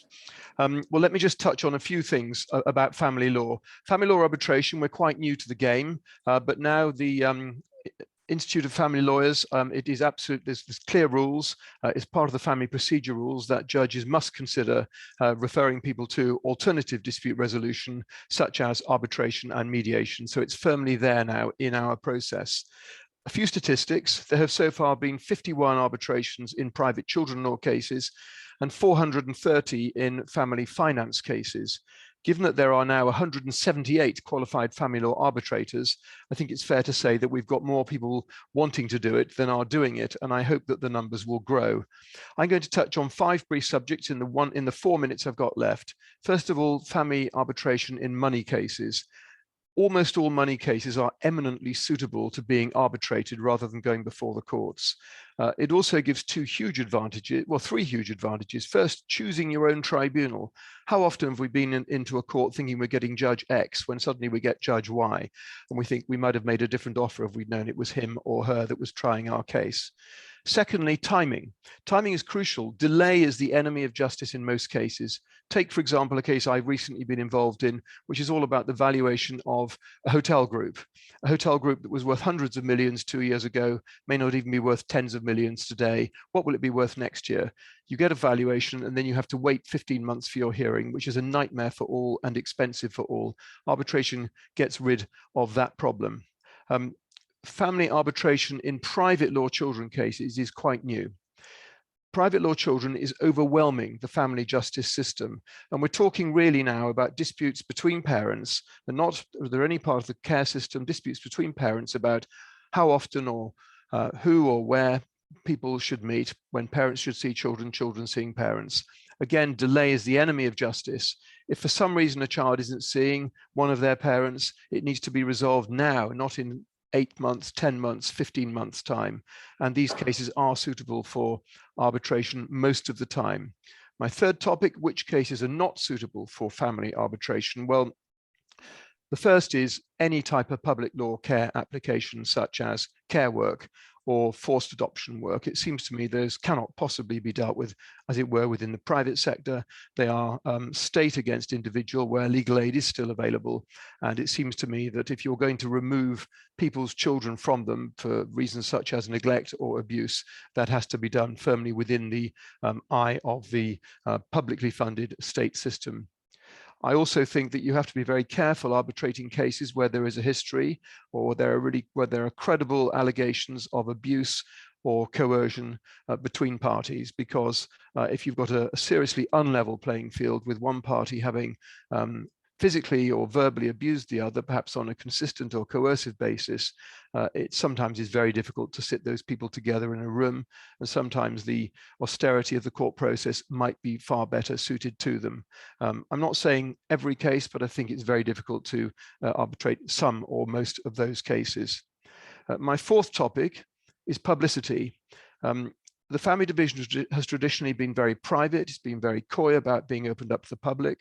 Sir James Mumby, the last president of the family division, was determined to open up the doors of the family courts to the press and the public, and the current president of the family division, Sir Andrew McFarlane, is following suit. And there are all sorts of new protocols about opening up cases, particularly private money cases. An awful lot of people don't want to be in the public eye or in the press, and would much rather their affairs be private. And arbitration, of course, gives them that opportunity.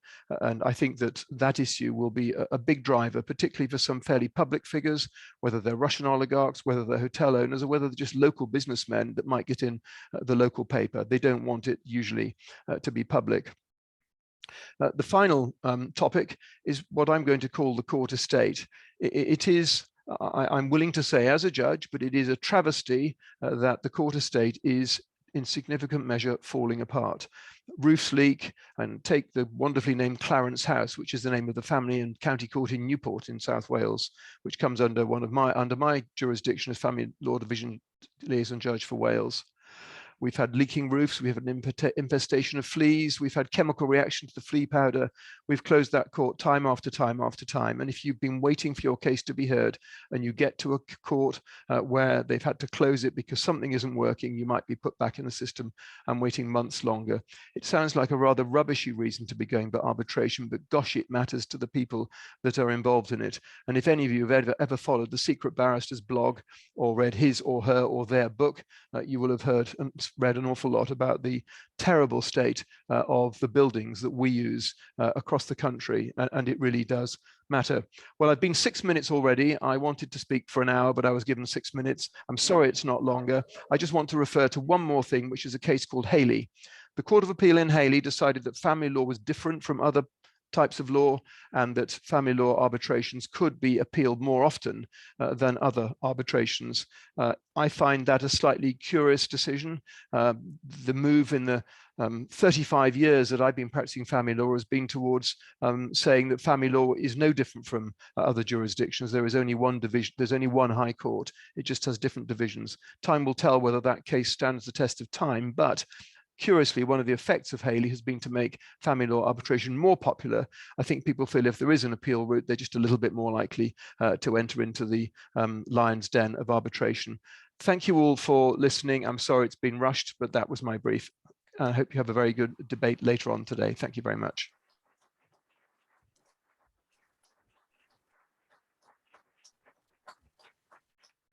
Thank you so much, Sir Nicholas, for joining us remotely, for taking time out to speak to us, and for giving us an insight into such a fast developing and relatively new area of arbitration. Our next speaker is David Stewart. David is going to speak about the Arbitration Act and maritime arbitration. He is an arbitrator and the president of the London Maritime Arbitrators Association. Thank you.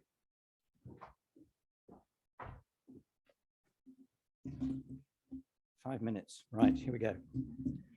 Where would maritime arbitration be without the Arbitration Act? Well, we couldn't go back to the old days, that's for sure. There was a time long before 1996 when most shipping disputes were resolved between a couple of brokers at the Baltic Exchange, often over a gin and tonic or a long lunch. Even when I started work, things were very different from the way they are now. I remember my first arbitration. I was articled to a partner at Inson Company at the time in 1980. He was instructed on a dispute under a safe port warranty in a charter party. The ship was sitting off a port in Africa and the master was waiting for instructions as to whether he could go in or not. The solicitors had no difficulty in agreeing on a sole arbitrator who was a former chartering broker. There were no formal pleadings, no disclosure, no witness statements, no experts reports, a small clip of documents, but no bundles. It's hard to imagine, isn't it? But I went down to the arbitrator's office with the solicitors And there, over a pot of tea and some biscuits, they made their oral submissions. And the arbitrator had seen hundreds of these clauses before, and he had no difficulty in finding the answer. He gave his decision that afternoon and wrote his formal award a day or two later. Now, there's no reason in principle why an arbitration in the maritime sector shouldn't be just as quick and informal these days as it was then, but times have changed. Lawyers want to be sure they've run every argument. Parties want to feel that they've had their day in court, so to speak, and that's all perfectly reasonable. And that's one reason why it's so important to us to have the framework of the Act, what Jackie described as a stable framework. And it's important not only to the institutions, but also to the LMAA as an association of practicing arbitrators. Onto that framework, we have added the structure of our own terms and procedures. Now, just stepping back a bit, maritime arbitrators and lawyers were closely involved in the development of the Act. Bruce Harris, who's twice been president of the LMAA, sat on the Departmental Advisory Committee along with QCs who had significant practices in shipping law. Clifford Clark, one of the most distinguished maritime arbitrators of his generation, also took part in the discussions. And the DAC report itself contains the names of several ships. In considering the power to make provisional awards where the parties agree under Section 39, it referred to the Costas Melas, a judgment of Mr. Justice Robert Goff in a shipping case. That case was mentioned also in the context of Section 47 for awards on different issues. Section 69, dealing with appeal on a point of law, was intended to reflect the House of Lords judgment in the NEMA, which set out the so-called NEMA guidelines. Section 5.3 deals with unwritten agreements to arbitrate by reference to terms which are in writing. And that was designed to cover, among other things, salvage operations on Lloyd's open form. Now, our LMAA terms and procedures are designed to build on the Act by providing mechanisms for the speedy and cost-effective resolution of disputes. And in particular, the aim is to ensure that the arbitrators have the necessary powers and discretion for this purpose. We're very mindful of the need for arbitration to be sustainable, and that's not just about virtual and hybrid hearings.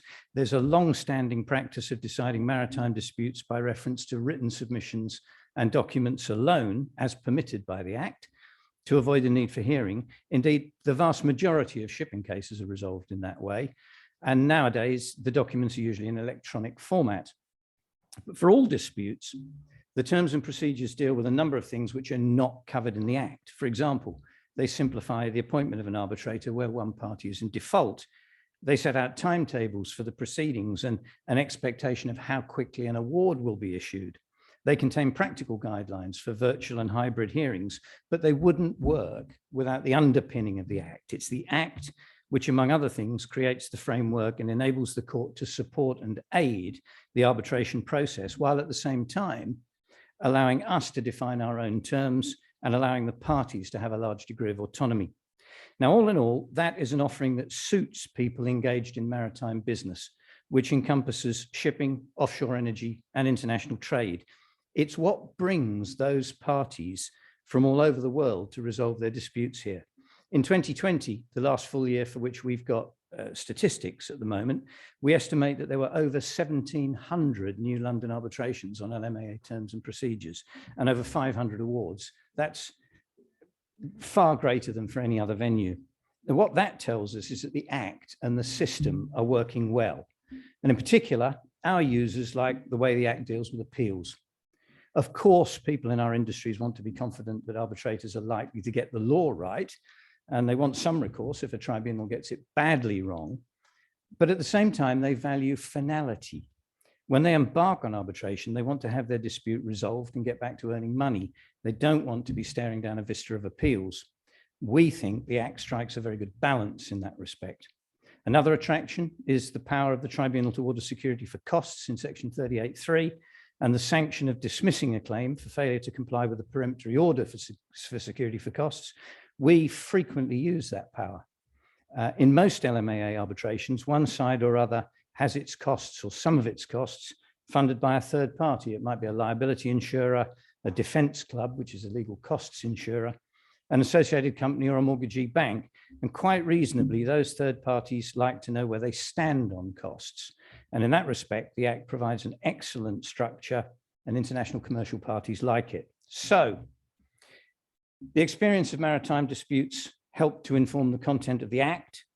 Maritime arbitration has developed over the years and it will continue to move with the times, but it's always been about the resolution of disputes by people in the industry who are familiar with the contracts and understand the nature of the operations and the commercial background. But the Act is our bedrock. It establishes the basic principles and it sets out the parameters within which we can continue to update our terms and procedures and to stay at the forefront of international arbitration. Thank you.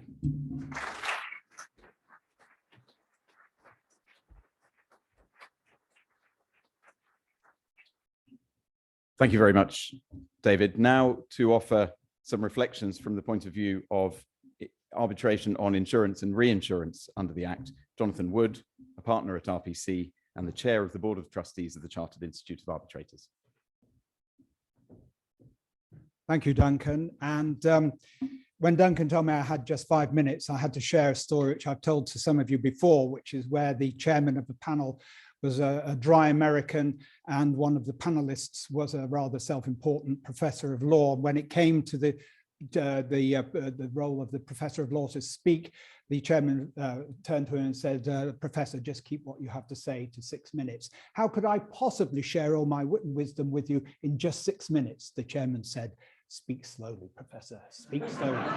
So the London and international insurance and reinsurance markets, and as well as the domestic insurance industry, has provided a rich seam to many of you here as a significant number of disputes are dealt with by way of arbitration.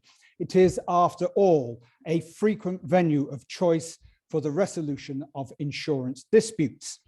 Cases range from modest policy wording to recovery disputes, which can run into hundreds of millions of pounds. It's therefore hardly surprising that perhaps two of the most important cases handed down by the Supreme Court last year were insurance cases, the Halliburton and Chubb case and Enker versus Chubb. So has the Arbitration Act served the insurance and reinsurance market well enough? Well, the arbitration community continues to be criticized because I'm afraid it is still not as economic, efficacious and expedient as it might want to be so far as its users are concerned. But I'm not sure that legislation will actually be able to fix that. Overall, my view is that the Act has served its customers well, both domestically and internationally. We might be flattered by the fact that the Bermuda form insurance policy, which is a form of insurance which is used by the major international industrials, choose New York law for the substance of the dispute, but have chosen England as the seat. So I think we can take some comfort from that. The Act's importance in part is not only due to the draftsmanship that we've heard about, but also to the application of it by the courts. I think this is something that we must not overlook because, as we have heard, many of the judges have been practitioners, either acting as counsel or arbitrators in very complex insurance and reinsurance matters. The other issue that comes up, and David's already referred to that, is of course the right of appeal and review of awards. I won't go into it, but I do think that the provisions of Section 69 do provide an opportunity to deal with points of law which are important, of public importance to the insurance industry. But it's fair to say that the courts are monitor the review of awards quite rigorously. The small number of cases that actually are reviewed is testament to that fact. If the parties want a decision that has some legal authority, it's open to them to appoint a judge arbitrator in a complex case, and this has been done from time to time. But it's perhaps the appointment of an experienced former judge, well-versed in matters of insurance and reinsurance, who can provide an award who might be used in future years. We've talked about confidentiality, but I pay homage to a decision or to an award that was issued well before the coming into force of this act by Sir Michael Kerr in the now famous Dawson Fields case, a case which involved the hijacking of aircraft by a group of Palestinians, which has been cited in many a court case since it was handed down by Sir Michael Kerr. So whilst it can be said that the Act serves the insurance industry well, it is its application, not only by the arbitrators, but the courts itself, which combine, in my view, to make it such a success. We should continue to remind ourselves that the courts can do without arbitration, but arbitration cannot do without the courts. Thank you very much.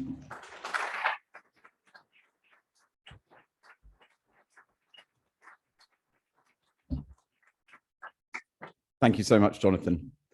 Our next speaker is a barrister and arbitrator. He practices from Essex Court Chambers. He's also a bencher of this inn. He'll be addressing the question of commercial disputes under the Arbitration Act. Graham Dunning, QC.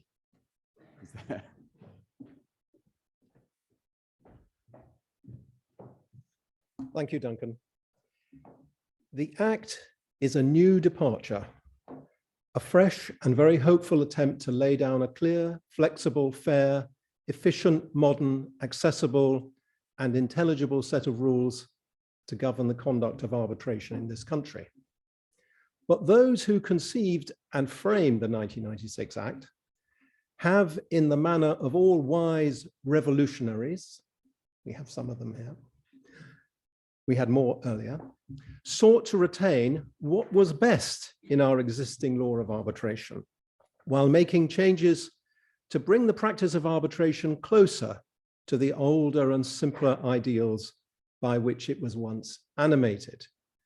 So the emphasis is on the speedy and cost-effective resolution of disputes by an impartial, probably expert, often non-legal tribunal, in accordance with procedures very largely determined by the parties and with no, or at worst, minimal intervention by the courts. The 1996 Act provides all those involved in the practical conduct of arbitration in this country with a new set of tools. The success of the Act will depend on those tools being skillfully used to fashion the product for which they were designed. This means, above all, that they should be knowledgeably used with an understanding of their origin and of why they were designed as they were. It also requires an understanding of the possible risks and the available safeguards against misuse.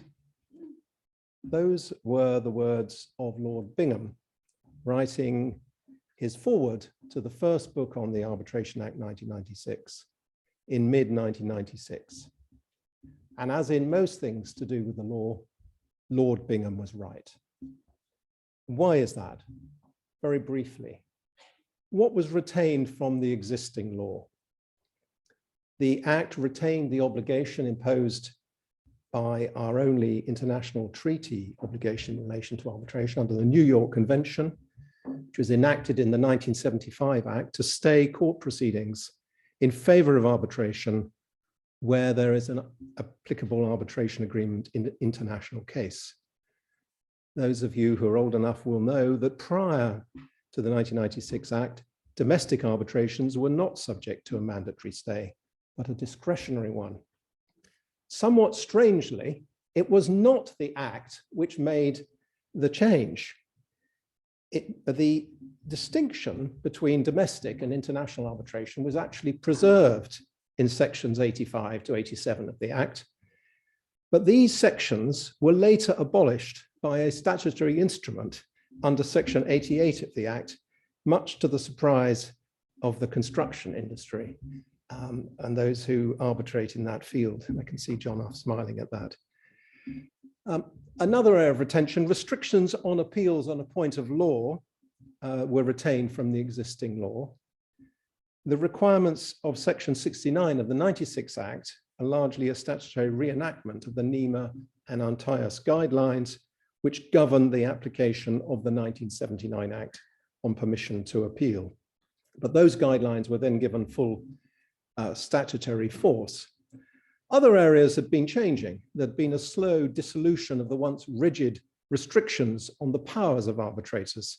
So, for example, in the Asheville case, Miss Justice Bingham had decided that there could be rectification of contracts which had been submitted to arbitration. And the separability of the arbitration agreement had been recognized to an extent by Harbour and Cancer. But the provisions of the Act on the powers and remedies available to the tribunal, sections 47 to 49, went further and brought much needed clarity. And on jurisdiction, there was a package of new provisions, sections 7, 30, 31, 67, and 73, which went much further than the existing law. Injunctions is a topic far too big to address today. Suffice to say that there could be injunctions before the 1996 Act in support of arbitration under section 12, subsection 6 of the Arbitration Act 1950, and also under section 35, or was it 31 of the Supreme Court Act as it then was. And the Channel Tunnel case, of course, was a pre-1996 Act case.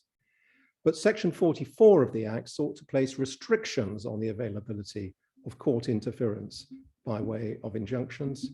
I won't say any more of that about that, other than I agree with most of the previous speakers that this is an area which is suitable for being looked at, not because things have gone terribly wrong, but because the current practice doesn't really line up with what is in the legislation. Second, has the Act led to a revolution?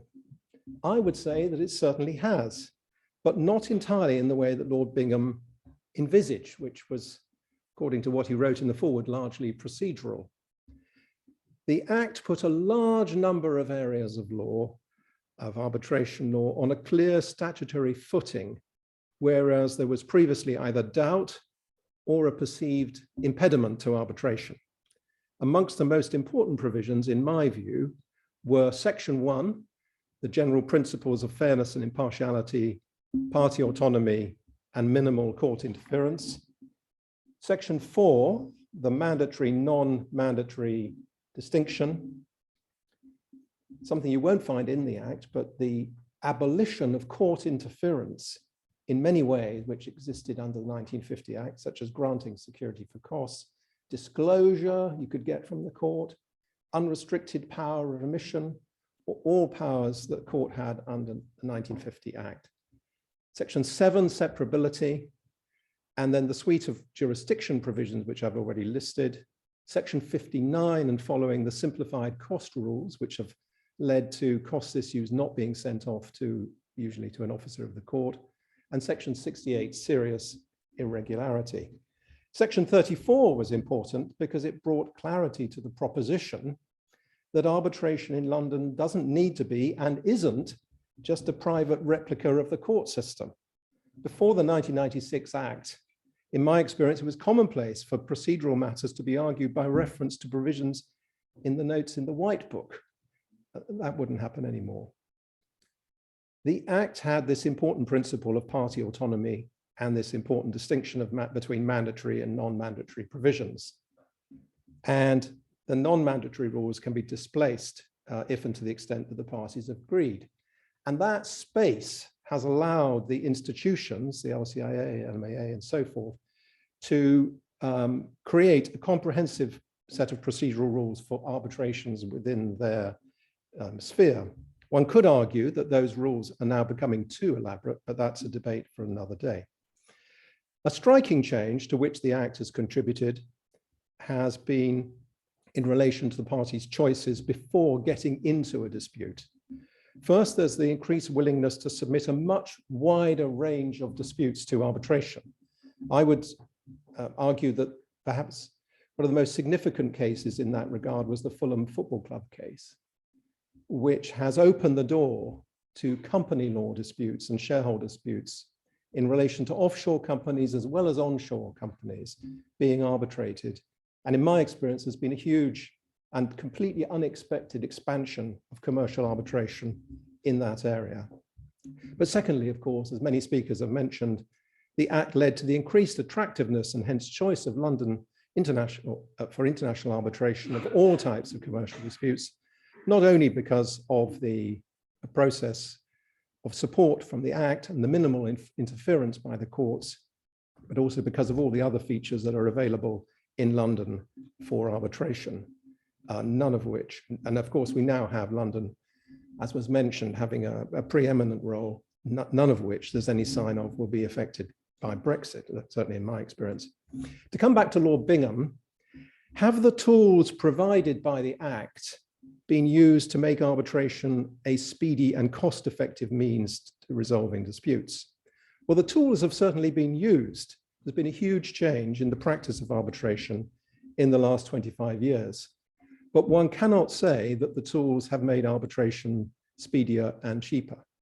In my view, that does not mean that the Act has failed. Rather, it is proof that often the parties do not actually want to have a cheaper and speedier process. And after all, there's been a rise of mediation. If both parties want a speedy and quick resolution of their disputes, they can mediate. But in arbitration, very often large sums are at stake.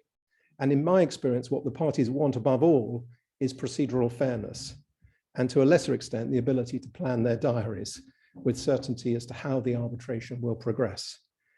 With the increasing complexity of modern disputes, both factually and legally, it takes time and money to have a procedurally fair process. Complex disputes, quite simply, cost more and take longer. And there are often many issues, not just a single question to be resolved, as there was perhaps in the past. Finally and fourthly, how have the safeguards that Lord Bingham referred to against lack of impartiality and abuse of procedure worked? In my view, they've worked well. Apart from an application for removal of an arbitrator under Section 24, in practice, the relevant safeguards are firstly Section 67, which prevents an award being enforceable if the court considers that the tribunal had no jurisdiction, or conversely sends the matter back to the tribunal if the tribunal failed to recognize and exercise its jurisdiction. As I said, there's a suite of provisions which deal with jurisdiction, and these provisions have worked well. There's sometimes criticism of the need to have a complete rehearing under Section 67, rather than a mere review of the correctness of the tribunal's decision. But in my view, that is absolutely necessary. And it's an overblown criticism in any event, because in many cases, in my experience, witnesses are not called, and instead the court proceeds on the basis of the written record from the arbitration. There is one oddity, Lord Commission, please note. There is no express power in Section 67, subsection 3, for the courts to remit the award that they have decided either does or does not exceed jurisdiction, or doesn't exercise the jurisdiction that you have, to the tribunal. The courts have had to invent an implied power, but it would surely be better if that was put on a statutory footing. Section 68 is one of the most important changes. This is a huge change from Section 22 of the 1950 Act. The power to remit for reconsideration under the provision in Section 22 was subject to no statutory constraint whatsoever. And instead of which we now have a closed list of grounds and a requirement for substantial injustice. And as was mentioned by Professor Brekoulakis, the Lesotho case has been absolutely critical in underlining the proper role of Section 68. Section 68 cannot be used as a back door for challenging what is in fact an error of reasoning in fact or law. One can't find one of the items on the closed list and then hang on to that, what is in truth and substance, a challenge to the reasoning. So that was an absolutely critical decision, which was quite soon after the Act came into force.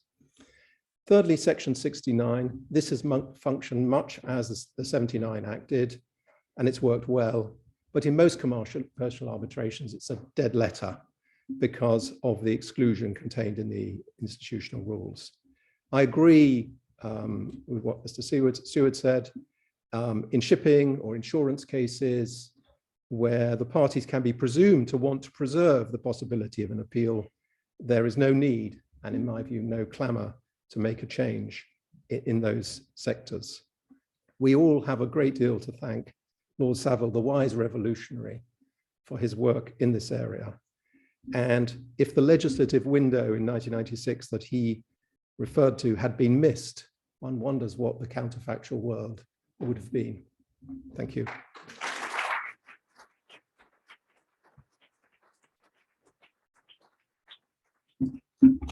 Thank you very much, Graham. We now go remote again, and we are joined by Sylvia Nouri, who is a partner at Freshfields, and shortly, I think we were all delighted to learn to be appointed as Queen's Counsel this year.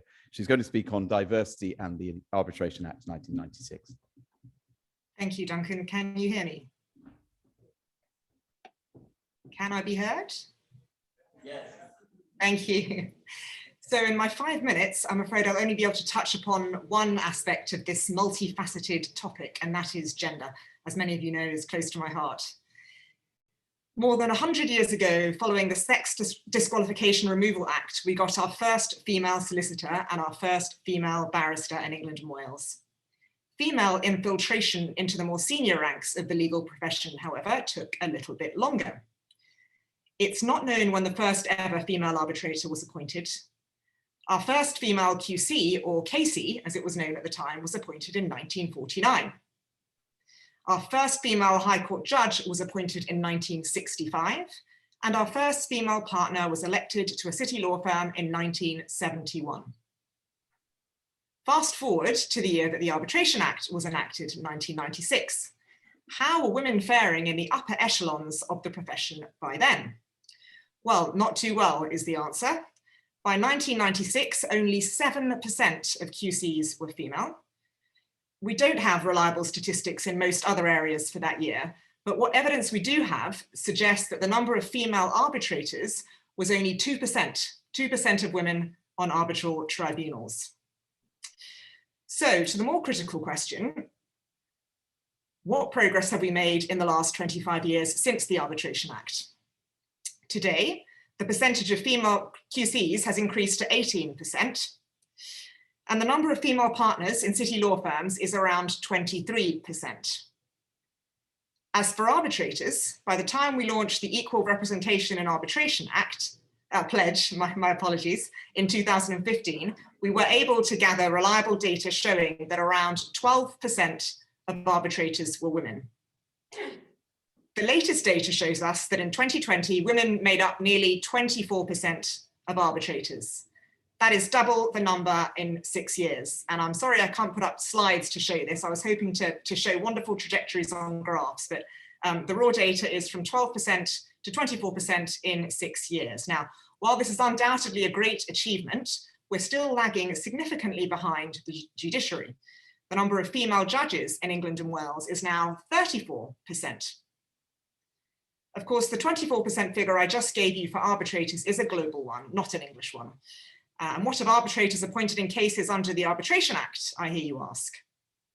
Well, the LCIA, which of all the arbitral institutions handles the most cases under the Act, has outperformed. Not only did it average 33% women arbitrators across its cases in 2020, but where institutional appointments were called for, the LCIA itself appointed 45% women, with party appointments lagging behind at 22% women. As for the ICC, women arbitrators across its cases globally averaged 23% in 2020. The ICC itself appointed 40% women, with a percentage nominated by the ICC's UK nomination committee being slightly higher. But again, the total numbers are brought down by party appointments, 17% women across ICC cases. So as you will have surmised, the key learning point from the data we've now been able to gather, both in London and elsewhere, is that while the arbitral institutions have made remarkable progress with promoting gender diversity in the last 6 years, with all credit to Jackie, Claudia, and her predecessor, Alexei, the parties could do so much better. Party appointments, as well as those made by co-arbitrators, both in institutional and ad hoc arbitrations, let's not forget the ad hoc ones, are thus the key area that gender diversity initiatives like the ERA Pledge are currently targeting, largely through raising the visibility of the very large pool of very qualified female arbitrators, many of whom had not been previously looked at in the past. Beyond gender, I'm very pleased to note that in the last few years, numerous other excellent diversity initiatives have been launched in the arbitration space, focusing on areas where more of a spotlight is required, including age, race, ethnicity, sexual orientation, and disability. But let me close with a couple of observations on diversity and the Act itself. Going back to 1996 again, I couldn't help but notice that in the ranks of the very prestigious committee of 22 individuals that drafted the Act, there were more men called John than women. Progress has certainly been made on that front. Today, the board of the Law Commission has achieved gender parity, and I suspect that any committee it sets up today would come close to that too. The Law Commission has rightly identified diversity as a potential area for reform of the Act and has two proposals so far in this regard. One is the amendment to the language of the 1996 Act to make it gender neutral. This should be entirely uncontroversial and has been done already in most of the institutional rules.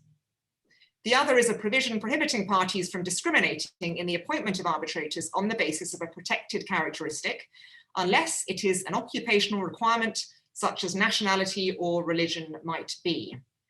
Now, this proposal will be of great interest to those who closely followed the passage up to the Supreme Court of the Jivraj case, which was one of the landmark decisions mentioned by Stavros earlier today, where it was found that UK anti-discrimination regulations governing employment, which contain a similar prohibition, did not apply to the appointment of arbitrators. And so, if the Law Commission's proposal is adopted, this unregulated area would become regulated. Since my 5 minutes are now up, I'll stop there and close by welcoming the Law Commission's approach of putting diversity firmly on the agenda for the reform of the Act, and by thanking the organisers and the audience of this excellent conference for inviting me and giving me the opportunity to speak on this very important topic. Thank you.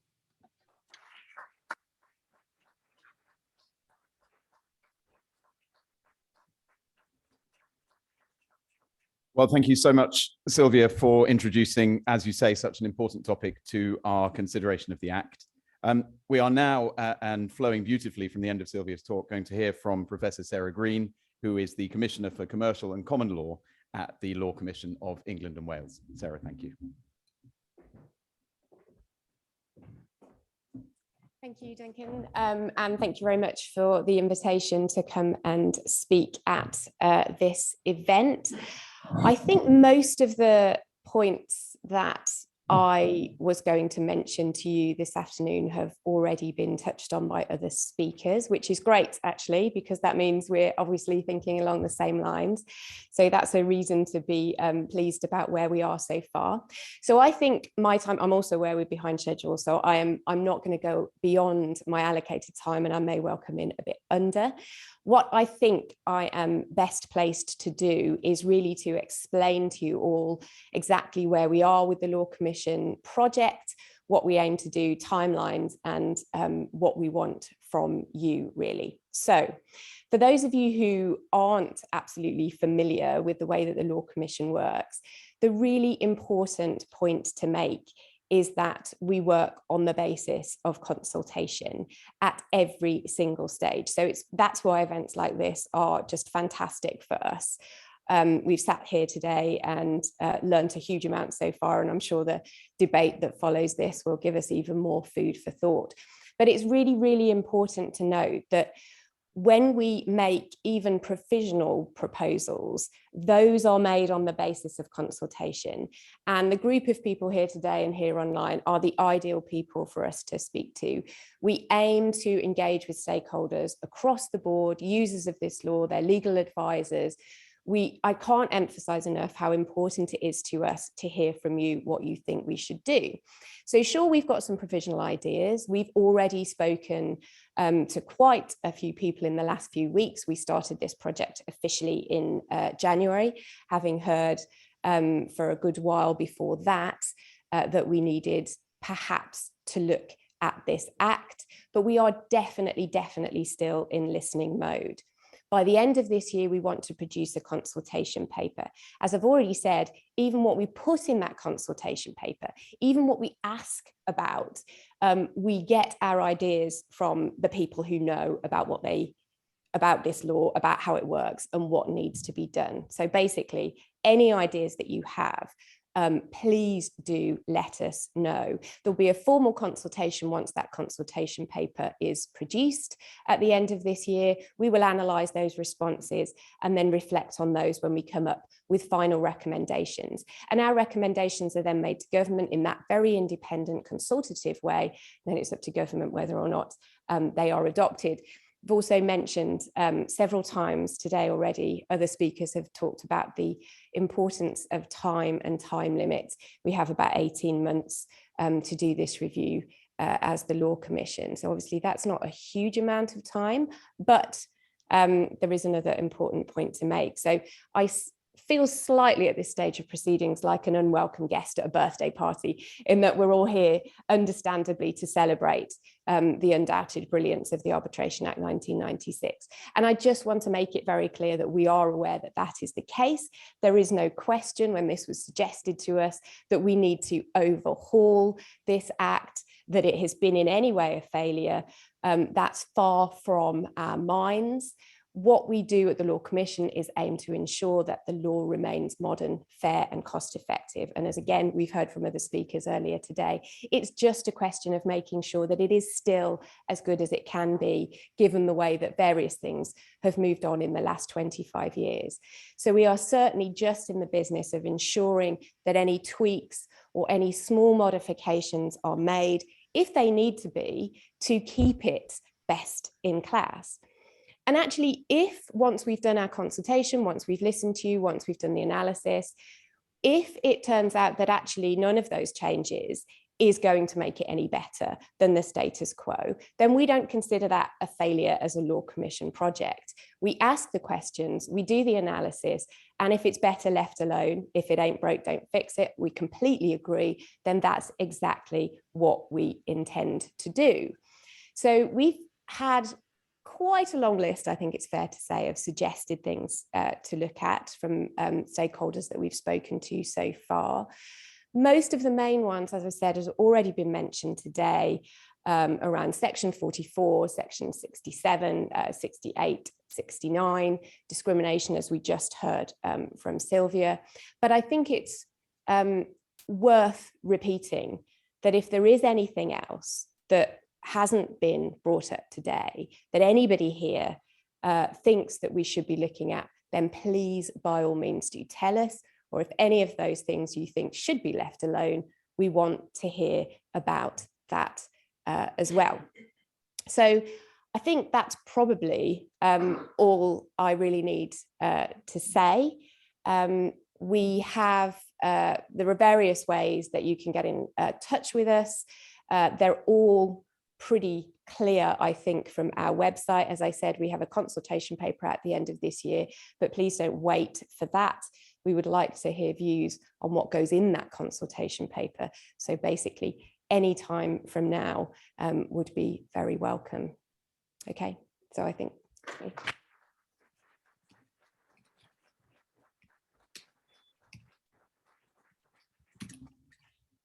Thank you so much, Sarah. I fear you may have opened Pandora's box, but we'll see what you get with that encouragement. It is hugely welcome and heartening to hear such an encouraging and open attitude to the consultation. And I'm sure everybody listening will be extremely happy to hear it. We now move to the final part of our program. I am simply going to introduce the 5 individuals involved. I feel a bit like I'm introducing the teams at the All-Star game or something of that nature. It is to be our debate. Proposing the motion, we have Paula Hodges, QC, who is a partner at Herbert Smith, Carol Nairn, who's QC, who is a partner at Skadden Arps. Against the motion, we have Duncan Matthews, QC, the joint head of chambers at 20 Essex, and Louis Flannery, QC, who is a partner at Mishcon Reya. And to chair this session, and I will hand over to him now, Toby Landau, QC. You have heard his name mentioned several times as having assisted the Departmental Advisory Committee, and I won't even attempt to do justice to his other achievements. Toby, it's over to you. Thank you.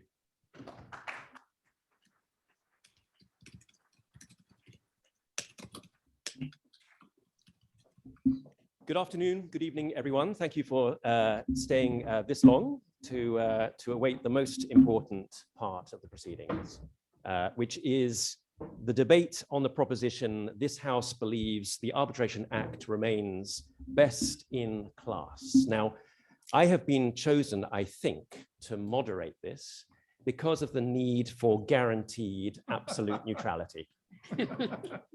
And on any view, that is what I will do with the incontrovertible proposition.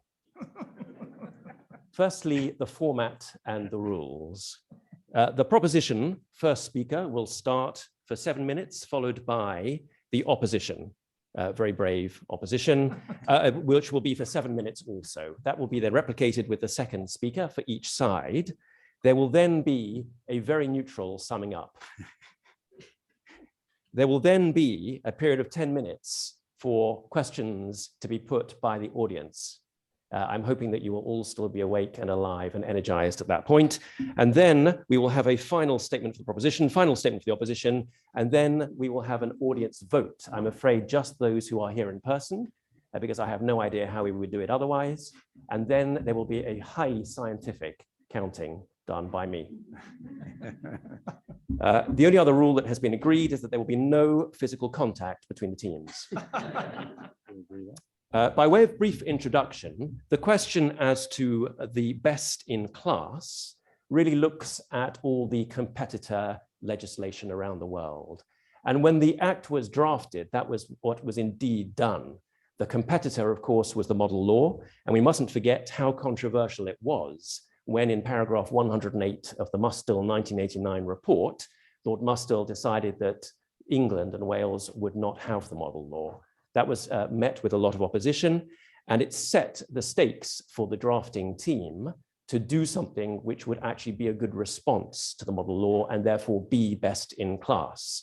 So the question is whether that has succeeded, and tested now, is that still the position? It was a long and painful process, as you've already heard, to actually maintain something which was supposedly reflecting best practice at the time. It was done with an international perspective.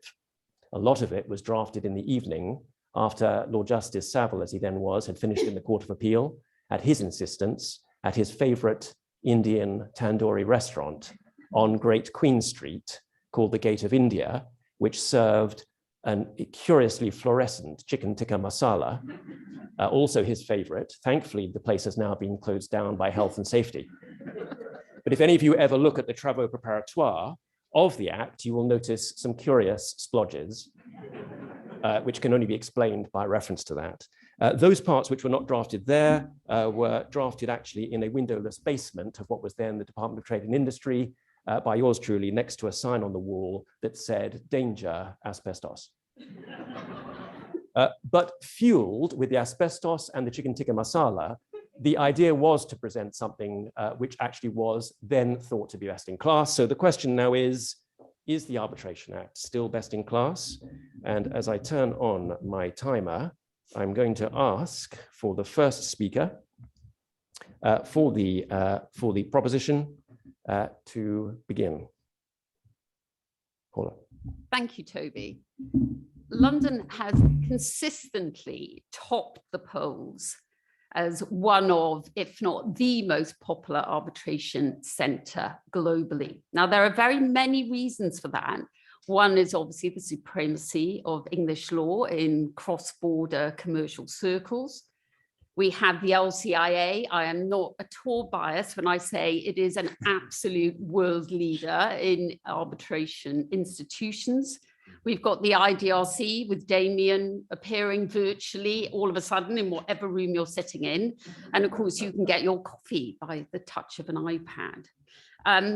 As we can see today, there's a wonderful array of arbitration council arbitrators, and diversity is at the core of that, as you can see on our side of the room, at least. But the other really important reason why London is a world leader is the Arbitration Act. And I hope I will convince you that it remains best in class. And that is because not only the Act itself has struck a wonderful balance between certainty, adaptability, and flexibility, but also because we must remember we have the wonderful English courts who stand behind it and have struck the right balance between judicial scrutiny and allowing arbitration to plough its own furrow. And of course, when the DAC looked at the model law and how much they wanted to adopt and whether or not there should be a new act, which resulted in the 1996 Act, they decided that it didn't offer a completely superior system to what we had already, but rather it enabled them to improve the system, to take a more international look. And if we step back for a minute and just look at what the Arbitration Act has achieved, it really does put at its heart the pillars of arbitration that we all strive to achieve, with party autonomy. The DAC wanted to allow parties to be able to have a bespoke dispute resolution system. That's happened under the Act. You don't have to have statements of case. You can have memorials. You can have tribunal secretaries, and the list goes on. There's limited court intervention. Yes, we can tinker with Section 44, but I think the courts have been very supportive of arbitration and have been versatile. Look at all the wonderful case law that we have had, from Ashmore right the way through to Fiona Trust and more recently Halliburton. The Act upholds the very broad powers of the tribunal. Under Section 34, the tribunal can decide all procedural and evidential matters. Also, the courts very rarely interfere with the arbitration awards, the results of the process. There has to be a serious irregularity causing substantial justice. All of these are the pillars that lie at the heart of arbitration, and that's what makes the Act best in class. Yes, there are many model law countries out there with their own statutes that have just followed the model law, but quite frankly, Lord Mustall, Lord Savile and others were quite right just to take a look at the model law and cherry pick what would make our system even better than it was already. As Lord Stane said at the Freshfields lecture in 1933, the DAC used the model law as a yardstick to improve the Act, and that's exactly what they did. Now, it's fair to say there are a number of other arbitration venues around the world that would like to be as successful as London. There is a place in Asia called Singapore that's biting at our heels. And there's no doubt that it's very popular amongst arbitration parties where there's an Asian flavor to the case. But if you look at their arbitration statute, they have amended it. I think it's 10 times in the last 20 years. So that hardly brings certainty to the process. That doesn't mean to say we shouldn't look at it again. I welcome the Law Commission's wish to do that, but it's not going to be a wholesale revision. It's going to be a refresh. Let's perhaps say something about emergency arbitration. Let's make sure that it is a diverse statute. Let's look again at what's said about the intervention of the courts. But it certainly should not turn into a regular occurrence where we are seeking to play with the statute on a regular basis like Singapore. And what about Paris? Well, I think London has certainly overtaken Paris in the popularity stakes, but there is a very laissez-faire approach. The courts all over the country can take a view in arbitration, and that is not always to the best results. I only have to think about Dalla as one example of that. So just to finish the opening gambit, and I'm sure Ms. Nairn will come back further later. 1 minute left. What I was going to say was, I hope that you will conclude at the end of today that the Arbitration Act remains best in class, a true thoroughbred with ultimate pedigree. Now, there are certain authors of books on the Arbitration Act who might find for various reasons that it's a good idea to write about the nuances of the Act, the failures of the Act, but they may not have the real success of London as an arbitration centre and the Act at heart. But maybe our next speaker will enlighten us in that regard.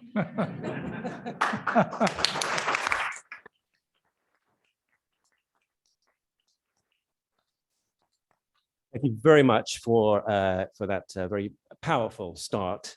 And I now ask the first speaker for the opposition. I think it's Louis, if you'd begin. Thank you. Best in class. So the Act is a hotel, is it? Well, if it is, it hasn't been renovated since it was built. The rooms are obviously a bit shabby. 4 of them are permanently closed. I'll come back to it. And then you learn there's no Wi-Fi, no key cards, can't book by email, minibar's empty, no fancy iPads to order your food like you get in Clifton. Clifton is a hotel in Berkshire, beautiful hotel, known, I think, to at least one member of the opposition very well, okay? And you can order food on the iPad. But you won't find peeling wallpaper there. You won't find the bathroom water is cold all the time, or there's mold, or there's patchy aircon. Now, this is an Act. It's a hotel, 110 rooms, okay? That's a lot of rooms. It's a big Act. But is it the best in class? Is this really the best that we can do? Because if it is, I am going to be amazed. Why? Well, I'll put it this way. If it's a hotel, it's 4, maybe 5 stars, but best in class. Remember, this class is significant. We're talking 110 model law countries, 110 competitors. And then you've got about another 40 that are arbitration acts or civil law countries that didn't enact the model law, France being a good example. And those have all got some form of legislation, some recognizable arbitration act. Now, you're saying, what the opposition is saying is every one of those 150 countries is vying for second place because we're number 1.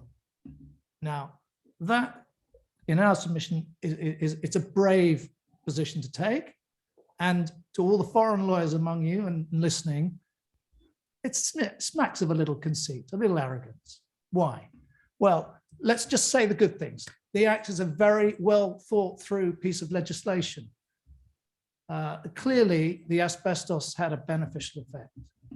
The Tarkadol, was it Tarkadol? The luminous Tarkadol had a beneficial effect. It's a wonderful miscellany. It's got a European influence, as I think Professor Rupp was saying, the founding principle, section 1. It's got common law going back ages in section 69, the NEMA, and it's got legislative wording going back for all the previous statutes, which is brought into it. It's got a lot of stuff in it, but it's 110 sections long. It's so long, it's so complex. It talks of interpleader proceedings. Hands up foreign lawyers who knows what an interpleader proceeding is. No, I know what it is because I'm trained and I know all the English lawyers are. Clerical errors, slips, omissions, remission, all of these stuff, all of these terms, familiar to English law, foreign to everybody else, but it's all in the Act. Now, let's think about the hotel analogy again. We're 110 sections. Model law, 36 sections. Ireland, a good and close example. I see Philip from the audience. 36 sections plus model law. Singapore, 37 sections plus the model law. Sweden, 60 sections. France, 60 sections. All nice short sections. We've got 110, and some of them are a page in themselves. It's very, very long. It could be cut down.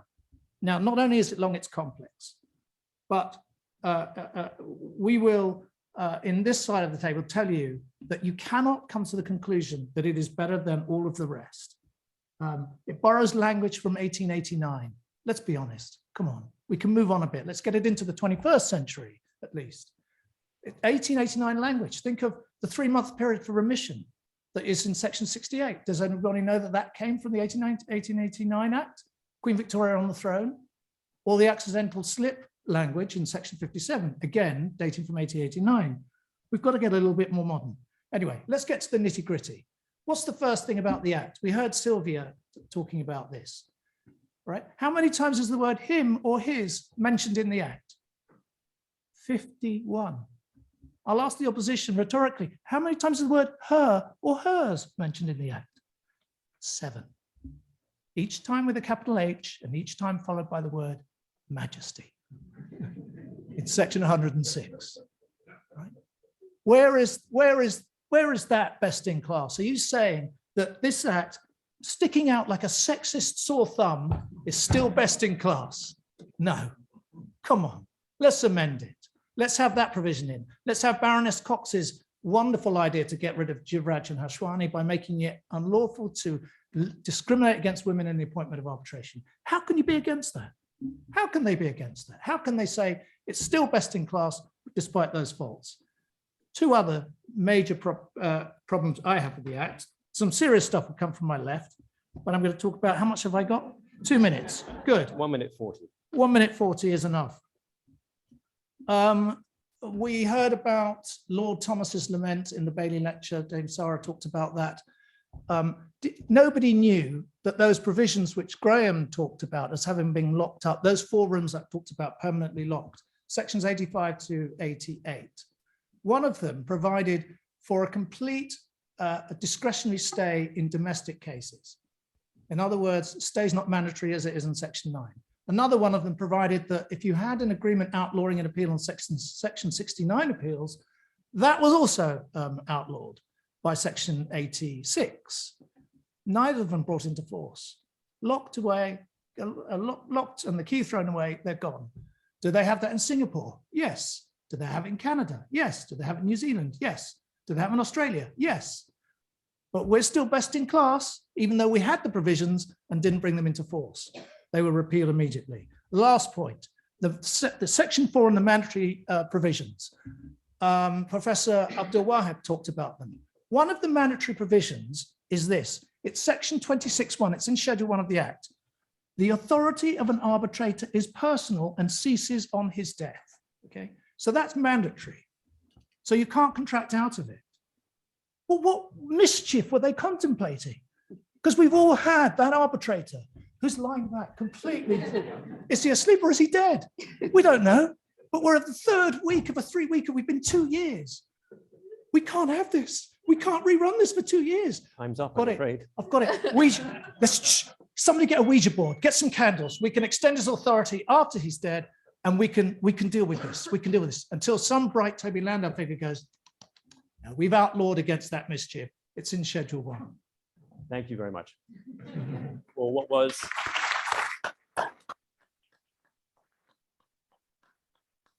a very entertaining and creative response to the powerful start. So now we move to the second speaker for the proposition. That'll be Carol, and your time starts now. Thank you. Louis. When the rest of us hear the word class, we think of the classroom. We think of a place for learning. We think of the place where we want to be our best selves, where we're constantly striving. That's what we think of when we hear the word class. Louis thinks of posh hotels versus the Holiday Inn. We're not talking about perfection. We're not talking about luxury. When we talk about best in class, we're thinking about, and I know there are many academics in this audience, we're thinking about what are our favorite students? What are the qualities that students have when we feel that they're our best students? They're the students who light up the classroom.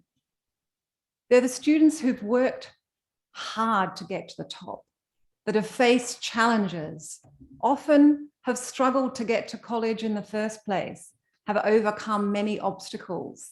They're the students who've tried and written the first draft and the second draft and the third draft, only to realize they were going in the wrong direction, and they have the resilience to pick themselves up, change direction, and start a new draft. What does that remind you of? They're intellectually generous. Our best students are the ones that listen to the views of others, that take on board different perspectives, but ultimately remain original, that don't follow the crowd. And they're the students we want to keep in touch with. They're the students we want to have conversations with for the rest of our life. They're the students who always challenge you and make you think. They're not perfect. They're not always right, but they're always willing to learn. Now, what have we heard from our oppositions so far? What's the best they can throw at the Arbitration Act 1996? Well, apparently we have too many sections. We have 110, and the really good ones have only got 36 or a little bit less, so they're quicker to read. Well, the great news is arbitrators can read. And it's okay. We don't want arbitration to be like Twitter. We don't want to reduce it to something quick and easy to say. We want it to be complex because it reflects the world we live in. We've got enough oversimplification here. The world is complex, arbitration is complex. It's part of the beauty of being human, the fact that we have to encompass and allow for the myriad of challenges that faces our civilization when we clash, when we try to come together, when we disagree, when we need someone to resolve our disputes. That's what we need. I'm all in favor of complexity as long as it's in a manner that can be understood, as long as it reflects and shows a honing of thought, the grace of learning, and the wish to be the best that we can be. What else has been said against the Arbitration Act 1996 by our learned opposition? Apparently it borrows language from as long ago as 1889. But at the same time, apparently it, and I agree with this, should have words like she and her. But they've been around those words much longer than 1889. I think we should be using language, the richness and the complexity and the history of our language, if it's meaningful, if it communicates to people. And so it doesn't matter when words first came into operation, it's what we do with them now. And one of the beauties of the Arbitration Act, and Paula alluded to the fact that it's not just essentially a piece of paper, it's board of a jurisdiction with a long, proud history of judges who've grappled for centuries with looking at their own jurisdiction versus arbitration jurisdiction, with counsel and parties and tradespeople, whether it's maritime, whether it's insurance, and now family law, all of the complexity and richness that comes from a jurisdiction like this one. This is why we want to keep the conversation going. And so applying the analogy of the student to the Arbitration Act 1996, what do we see? We see, as Mohammed told us earlier, the world looks to England. It's a leader. We've heard from John Up and Lord Savile how hard everyone worked, the number of setbacks, the amount of resilience needed. We've heard really about the intellectual generosity and collaborative nature, the expertise, the enthusiasm, the perspective and the experience that the drafting process ultimately involved, including the chicken tikka masala in Great Queen Street, the talented judges and arbitrators and counsel and parliamentary draftsmen that together put together this statute, which is, as Claudia said, like a pas de deux. It's a dance, it's artistic, it requires discipline and hard work, but ultimately a collaborative exercise. And it's retained its originality and its freshness and its flexible attitude. It's not off the shelf like UNCITRAL. Now, jurisdictions that follow UNCITRAL, all credit to them, but ultimately, using the UNCITRAL law is like copying Hermione Granger's homework.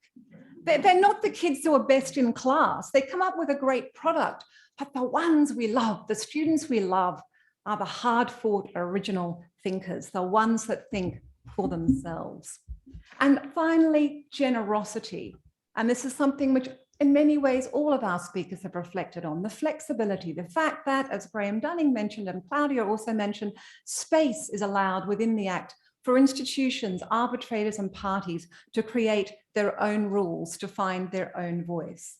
And that and my respectful submission is why today, although yes, it may need a bit of tinkering, and certainly when we've all been looking at ourselves on Zoom for the last 2 years, we go, oh dear, you know, we all need a little bit of extra work.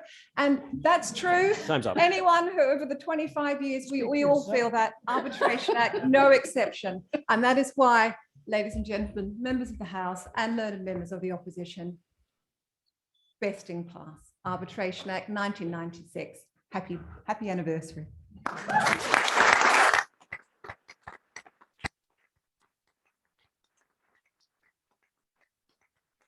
you very much. Thank you very much for the perceptive and objectively speaking, compelling remarks. And now we move lastly to another brave soul, the second speaker for the opposition. Duncan, your time starts now. It's a feature of the best advocates that when they face a question from the tribunal which they cannot answer as they would wish, they answer a different question. Well, Louis and I face two outstanding advocates, and their performance this afternoon amply demonstrates their mastery of that trick. But you, the audience, our tribunal, are also amongst the wisest and best informed, and will therefore not be so easily tricked. However, momentarily we, the audience, might be beguiled by Carly Simon here in the guise of Paula Hodges and Carol Nairn telling us, nobody does it better, makes me feel sad for the rest, nobody does it half as good as you, baby, you're the best. We ultimately recognize that in the context of the 1996 Act, at least that refrain belongs in the land of fiction, good fiction, but fiction nonetheless. I will happily concede in a forum featuring key architects of this groundbreaking piece of legislation in the mid-1990s that at that time it was better than any of its competitors in class. But unlike our opponents, I shall define that class. The class was the model law and the available competing legislation in the leading arbitration jurisdictions around the globe in the mid-1990s. What our opponents have sought to do today is to prove that the Act is still better than any other in that class. It's notable that Paula's approach was historic. Carol's more the school teacher, looking to reward the process here of 27 years and more ago, but omitting any mention of the competitors at all. But that is not the class at which the motion before the House is targeting. Most of the relevant competitors are much more recent. And on our side of the House, we look to the future, not to the past. So to the true question, is it still the best, and is it the best it could be? Lord Savile fairly almost acknowledged this morning that it was not the best thing since sliced naan. John Uff pointed out that it's the best we have had, but added in whether it is the best we could have is for the debate. And that is what we have to debate this evening. They clearly have a better idea than our opponents as to what the debate is actually about. The question is it better than any of its competitors and the best it can be? And the answer to both those questions is a simple no. There is no shame in that. The 1950 Act was way past its prime by 1979, and things moved at a more leisurely pace then. The 1979 Act was widely recognized as being in urgent need of improvement a mere 17 years later in 1996. We are now a further 26 years on from that. The Law Commission has been tasked with reviewing the Act. We have a golden opportunity on this silver jubilee of the entry into force of this Act to be a catalyst for improvement. Please do not allow the cunning advocacy of our opponents this afternoon to blind you to the need for change. My brilliant colleague Louis has already highlighted areas where the legislation here could be bettered, and in other jurisdictions it already is, and I'm going to trespass on your patience to mention 4 more at most. Confidentiality. The current status of confidentiality in English law is a mess. We understand the caution of the DAC and the framers of the Act. Lord Savile kindly, if euphemistically, referred to the state of the law as in a state of flux. They wanted to leave it to the judges and for it to develop over time. This jurisdiction and others have had more than a quarter of a century to make progress. Not only is it a complex topic, but it's one to which surveys show the users attach great importance. As Jackie mentioned, one of the key features for many users in deciding to select arbitration over court is the perception of confidentiality. Yet our legislation does not deal with it, and the practical reality is far removed from users' perception. There are many issues, as Lord Savile pointed out, but we support Mrs. Justice Cockrell in her approach, that it is time for the matter to be dealt with legislatively rather than leaving it to individual courts to deal with it. As Sir Nicholas Francis stressed the importance of it in his jurisdiction, the reality is that the current law suffers in this area from at least 3 key defects. It is unclear, it is honoured in the breach, and linked to the second point, the breach lacks a realistic sanction. Our neighbours Scotland have dealt with it. So also have jurisdictions such as Australia and Hong Kong. Sweden has dealt with it. Can we really not do anything to equal or even surpass the efforts of those other jurisdictions? Can we really claim to be the best in class in circumstances in which no one really knows what are the bounds of arbitral confidentiality and can practically breach it with impunity? It is difficult currently, hand on heart, to advise clients with a London arbitration that the confidentiality of its arbitration will be respected, or when and why it will even be legitimately cast aside. Even the interplay between the principle of open justice in court and confidentiality of arbitration has not been fully thought through, but is being developed ad hoc and on the hoof. This is not the hallmark of an act which is best in class in the modern era. So also multi-party appointments. The Act simply drives it into Section 18. Singapore does do it better. They have a provision requiring the parties to agree if there are multiple claimants or multiple respondents, and in the absence of agreement, default provisions. Can we really not improve things here by introducing a suitably modified version? 1 minute. The applicable curial law, Section 46, deals with the substance of the dispute. But what of the curial law? The Act is silent. Consequence, countless first instance battles, 3 trips to the House of Lords or the Supreme Court, 2 Court of Appeal decisions that are conflicting, and still the whole thing is a partridge in a pear tree. Sweden has sorted this, Section 48 of their Act. Switzerland again has done likewise. Is it really to be said that we have nothing to learn from those and cannot improve? Fourthly, applicable standard of proof on a Section 9 stay application. We've simply gone the wrong way. The Act doesn't tell you what it is. Prima facie is a better test, but even if it's balance of probabilities, it should be properly addressed, considered, and dealt with statutorily. An Act which doesn't deal with it is no longer best in class. There are many further examples of where, at the time, it was a piece of brilliant draftsmanship, but now it needs to move on and develop. I therefore urge this House to acknowledge the brilliance that this Act undoubtedly represented when it was enacted 26 years ago, but I urge this House to display the genius of humility and acknowledge that the class has moved on. If we want the necessary change to ensure that we have arbitration legislation in this jurisdiction, which is the best of the available models that it can be, and this House is to demonstrate that collective wisdom, which I know that it enjoys, this House must oppose this motion. Thank you.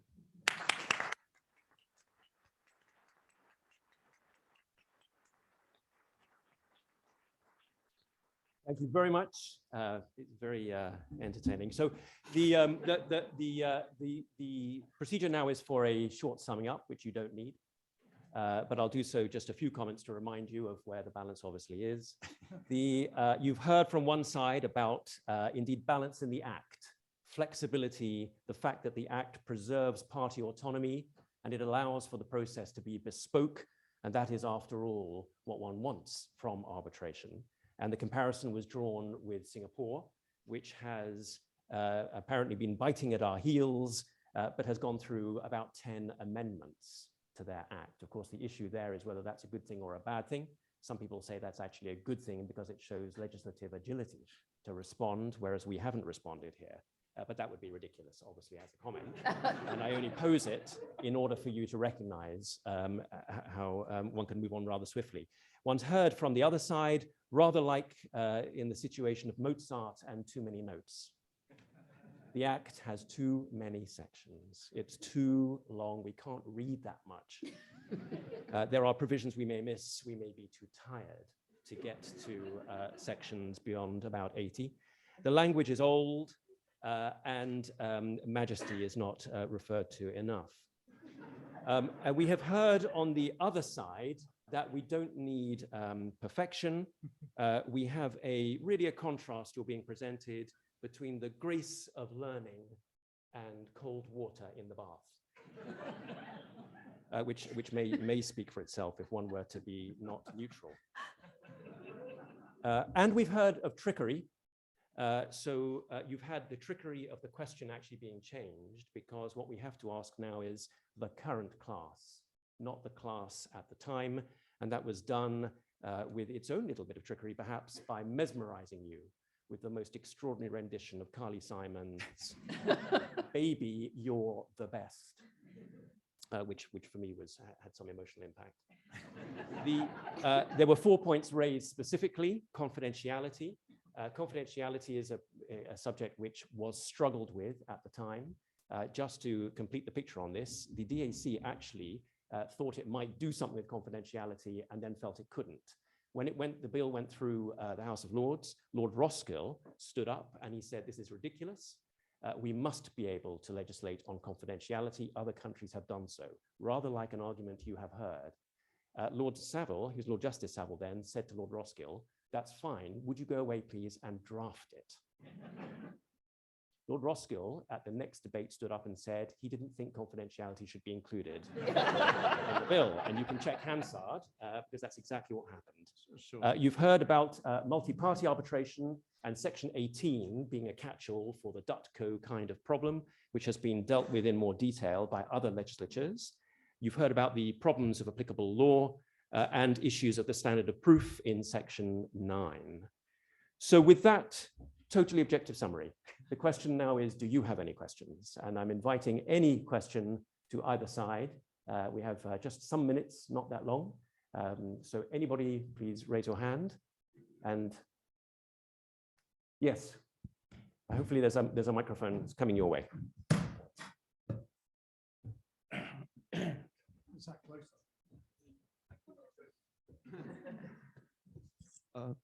I would first of all like to thank both sides and the speakers on the panel. A review of the present act shows that the term and the word court has been referred 318 times for an act that was supposed to take you outside of the court. So wouldn't that in itself require some amendment or tweaking? And more so, more than confidentiality, a lot of time practitioners also suffer with the question of privilege. So shouldn't, and other institutional rules have dealt with it, and it seems a lot of time that LCIA is a tad bit faster than the statutory act itself. So sometimes the act is catching up to the institutional rules. Wouldn't that be an incentive also to amend the act? And I ask this both academically as well as a practitioner. Very good, thank you. Any takers? It's a brilliant contribution to the debate. I entirely agree. Yes. So you've got a bit of support here. Any other takers on this side? I think it's directed at us, but if you want to keep mumbling in the background, that's fine. I'm of course not going to argue with the fact that the LCIA is absolutely at the forefront of developments in arbitration, but that doesn't mean to say that the Arbitration Act is at fault here. Privilege is an exceptionally difficult subject, perhaps even more so than confidentiality. And that's why the IBA, and I was on the committee when they were drafting the rules and evidence, struggled with that and ended up with a sort of most favored nation type approach, which was just a way of getting through it. So I'm afraid I'm still firmly in the camp of nobody does it better. Any other observations? Court is mentioned too many times. Yeah. It certainly smacks of some hypocrisy. If you're going to put in section 1, the court shouldn't intervene more than it should, and then in 42 sections apply to the court for various relief. It's a little inconsistent. Any other questions? Somebody is on screen. How do we do that? Barry Leon. Bottom right. Oh, right. Yes. About voting with one's feet. In the 25 years, how many jurisdictions around the world have enacted a copy or near copy of the 96 Act? and why or why not? Tanzania. Tanzania. Anybody want to add to that list? And if not, then are there any other questions? Does Barry know Yes. the answer? For Paula, this is not a question about Gerald Metals, but maybe picking up Carol's reference to students. With a student being best in class, of course, what you want to do is equip them for the future. So maybe a question for Paula and Carol: is the current Act fit and best in class for the next 25 years? So you have to think forward to what the world is going to look like in 25 years and what commerce is going to look like in 25 years to answer that question. Carol? Well, I think you have to look at what the Act's done so far. The number of changes which have happened in the last 25 years are pretty extraordinary. And it may well be the case that the next 25 years are going to be even more revolutionary. But the idea really was that the Act should be flexible enough and organic enough and allow enough space to accommodate all these changes to the way we live, the way we do business, the way we fight. All of these things are important. I think the fact that the Act, the opt-in, opt-out, the sort of spirit of the Act, I think is robust enough for the next 25 years. But I hasten to remind you that it is not our case that the Act is perfect. It's very important that, like all good students, you constantly reflect whether you are being the best you can be. And I do think it's important that you don't treat improvement in an ad hoc way. Now, we were challenged by the opposition on the basis that we haven't measured the Act against the sort of the sort of up and comings or the new kids on the block. But if you take Singapore as an example, and that's all very well to say, well, look how responsive it is. We know they've changed 10 times, blah, blah, as if it's something great. But these changes have been very ad hoc. They've been very sort of responsive. They've been, dare I say it, a bit populist, been a little bit Harry and Meghan, as opposed to the Queen, the sort of 70 years of experience. They're sort of looking back, let's just get a bit of perspective on this. Let's not rush into it. But I think the idea of the way that it's being approached now, very much the Law Commission view, if you're going to make changes, look at it all together. Don't change one bit and then find that it doesn't work with the other bit, that you have to keep changing again. And it's important that you don't do things in an ad hoc way because, of course, timing matters. We don't have the kind of government that can instantly respond to changes in legislation because our government is far too busy having parties during lockdown. And so it isn't that responsive. And speaking of governments, Jackie was worried, of course, that we wouldn't listen to her speech because it coincided with the Prime Minister making his own announcement. But of course, we can reassure Jackie that we've given up listening to him a long time ago. Yeah. So I think it is important to answer your question. I've almost forgotten what it was. Answer the question. Not for the first time.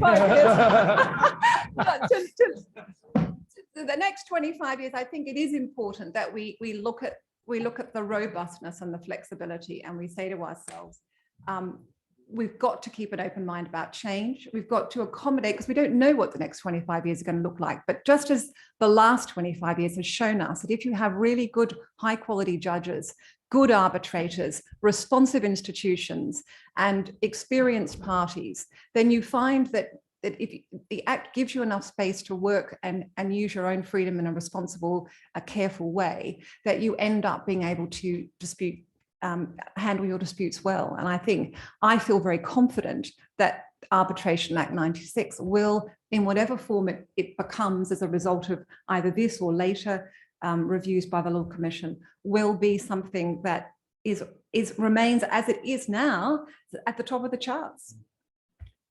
Any other, probably just time for one more and then, yes. Hi, good afternoon. It's a question for the opposition. So we were told that we cannot accept that the 96 Act is best in class. We were given arguments to support that. And we were also referred to other statutes and legal frameworks that perhaps in some points touched upon things that the Act did not.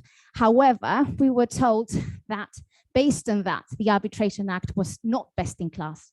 So if it's not, which one is it and why? Sweden. Why? Short, clear, caters for everything that we don't have here. Paula, do me a solid. Just go against that. I'm just Or Singapore. I'm Choose. just going to use the words of Johnny Vida. It's near perfect. Now let's make it perfect. Did he say that about the LCIA rules in 2000?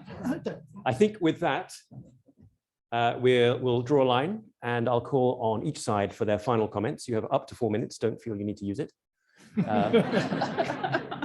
But just us. Starting with the proposition. Well, I think we've already said enough to convince you that the Arbitration Act remains best in class. It's not all about the minibars. It's not all about the TripAdvisor reports. We know that those are rarely true. You just have to look at the success that London has enjoyed over these last 25 years, and I'm sure it's going to be fit for purpose for the next 25. And can I just throw a song out to the other side? In 1997, it was a very big year, obviously for this jurisdiction. And I'm not talking about the Arbitration Act. I'm talking about the fact that there were 4 #1 songs by the Spice Girls in the charts in 1997. And so I say to the opposition, who do you think you are? Very good. And the final word. John Uff mentioned Geoffrey Sellers, the draftsman of the Act. I was very lucky. About 3 years ago, I went out for dinner with him. And he said, this is just between us, he said, Louis, Acts of Parliament are like horses. After 15 years, they're past their best. After 20 years, they should be put down. I've never drafted an act that would last longer than 20 years.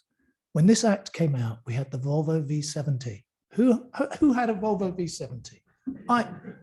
We were fabulous. They were best in class. They got rid of it in 2016. It's now the XC90. It was Swedish, you moron. It was Swedish. It was best in class. Yeah, exactly. Exactly. My point. Boring. It was pedestrian. It was one of those boring family sedans, and it was boring when it came out. No, I had the ex-police version. Once again, they're onto a different subject, talking about cars. Give us a song. I'm sitting next to a person who writes a book, as has been mentioned. When the first version or edition of that book was published with the Act, it was a very slim book. I could carry it around easily, and it was very useful. It's now tremendously useful, but it's almost as big as the White Book. And there's a hint in that. We don't want arbitration to become like the White Book, though that Act in 1996 was a brilliant piece of drafting. Let's not have constant amendments. We're having a once in 25 years, once in a generation review. Let's see if we can get back to some of the brilliance of that drafting that took place then and make sure this returns to being best in class for the next 25 years. Yeah. Thank you. Thank you very much. Flattery will get you everywhere. So we now come to the scientific part of the process, which is the vote. If you believe that the Arbitration Act remains best in class, would you please raise one hand?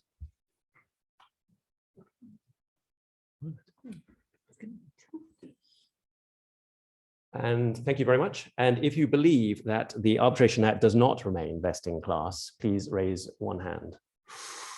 Oh my gosh. The noes have it. I think it's, I have to say, I think it looks like a draw. I'm afraid. What can I say?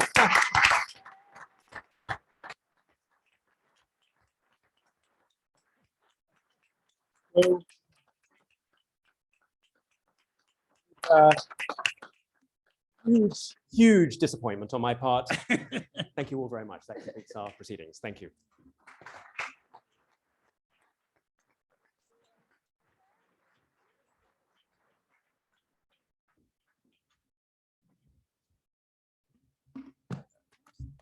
I'm standing up to do two things. One is to send you away to have a drink, which I'm sure you're looking forward to. The other is to give thanks. Can I first invite you to give a further round of applause to our debaters, because that was so brilliant and so entertaining. Can we give them another clap?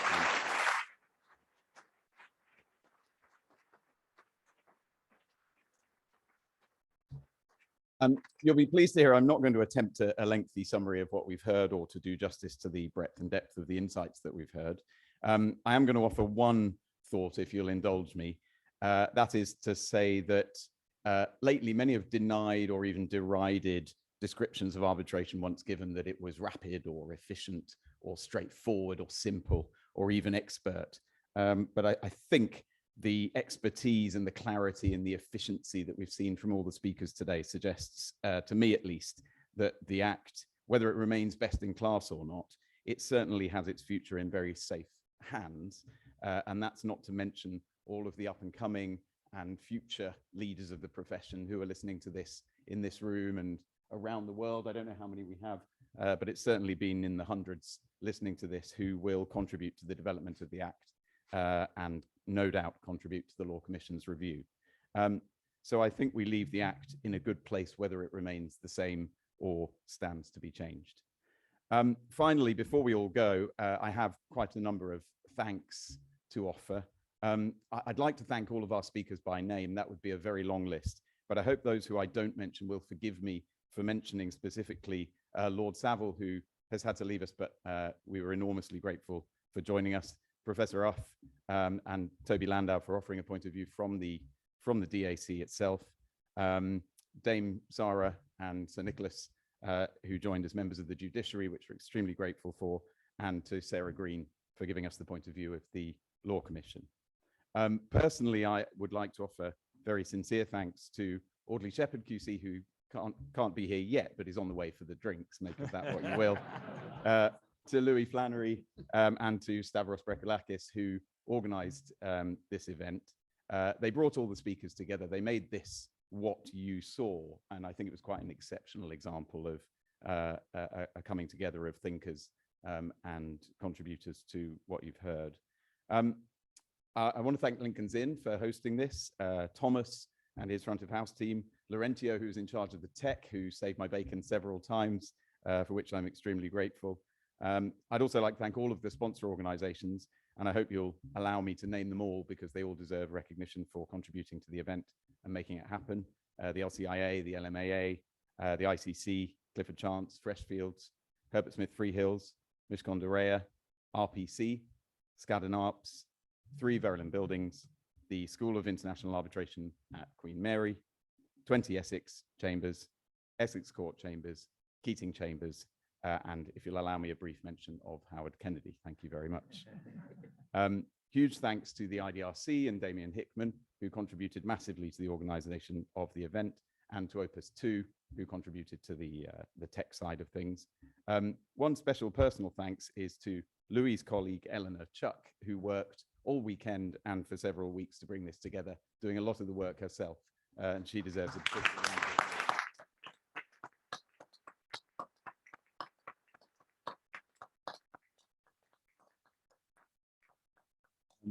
Huge apologies to anyone I haven't mentioned, but I'll bring it to a close there. Everybody's now going to head upstairs, I hope, to the Great Hall for a drink. I really look forward to seeing you there.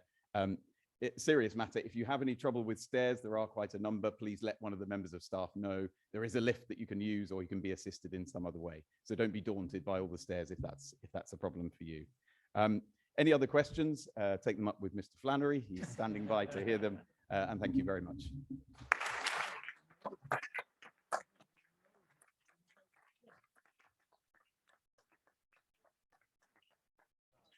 Oh, well, that's great.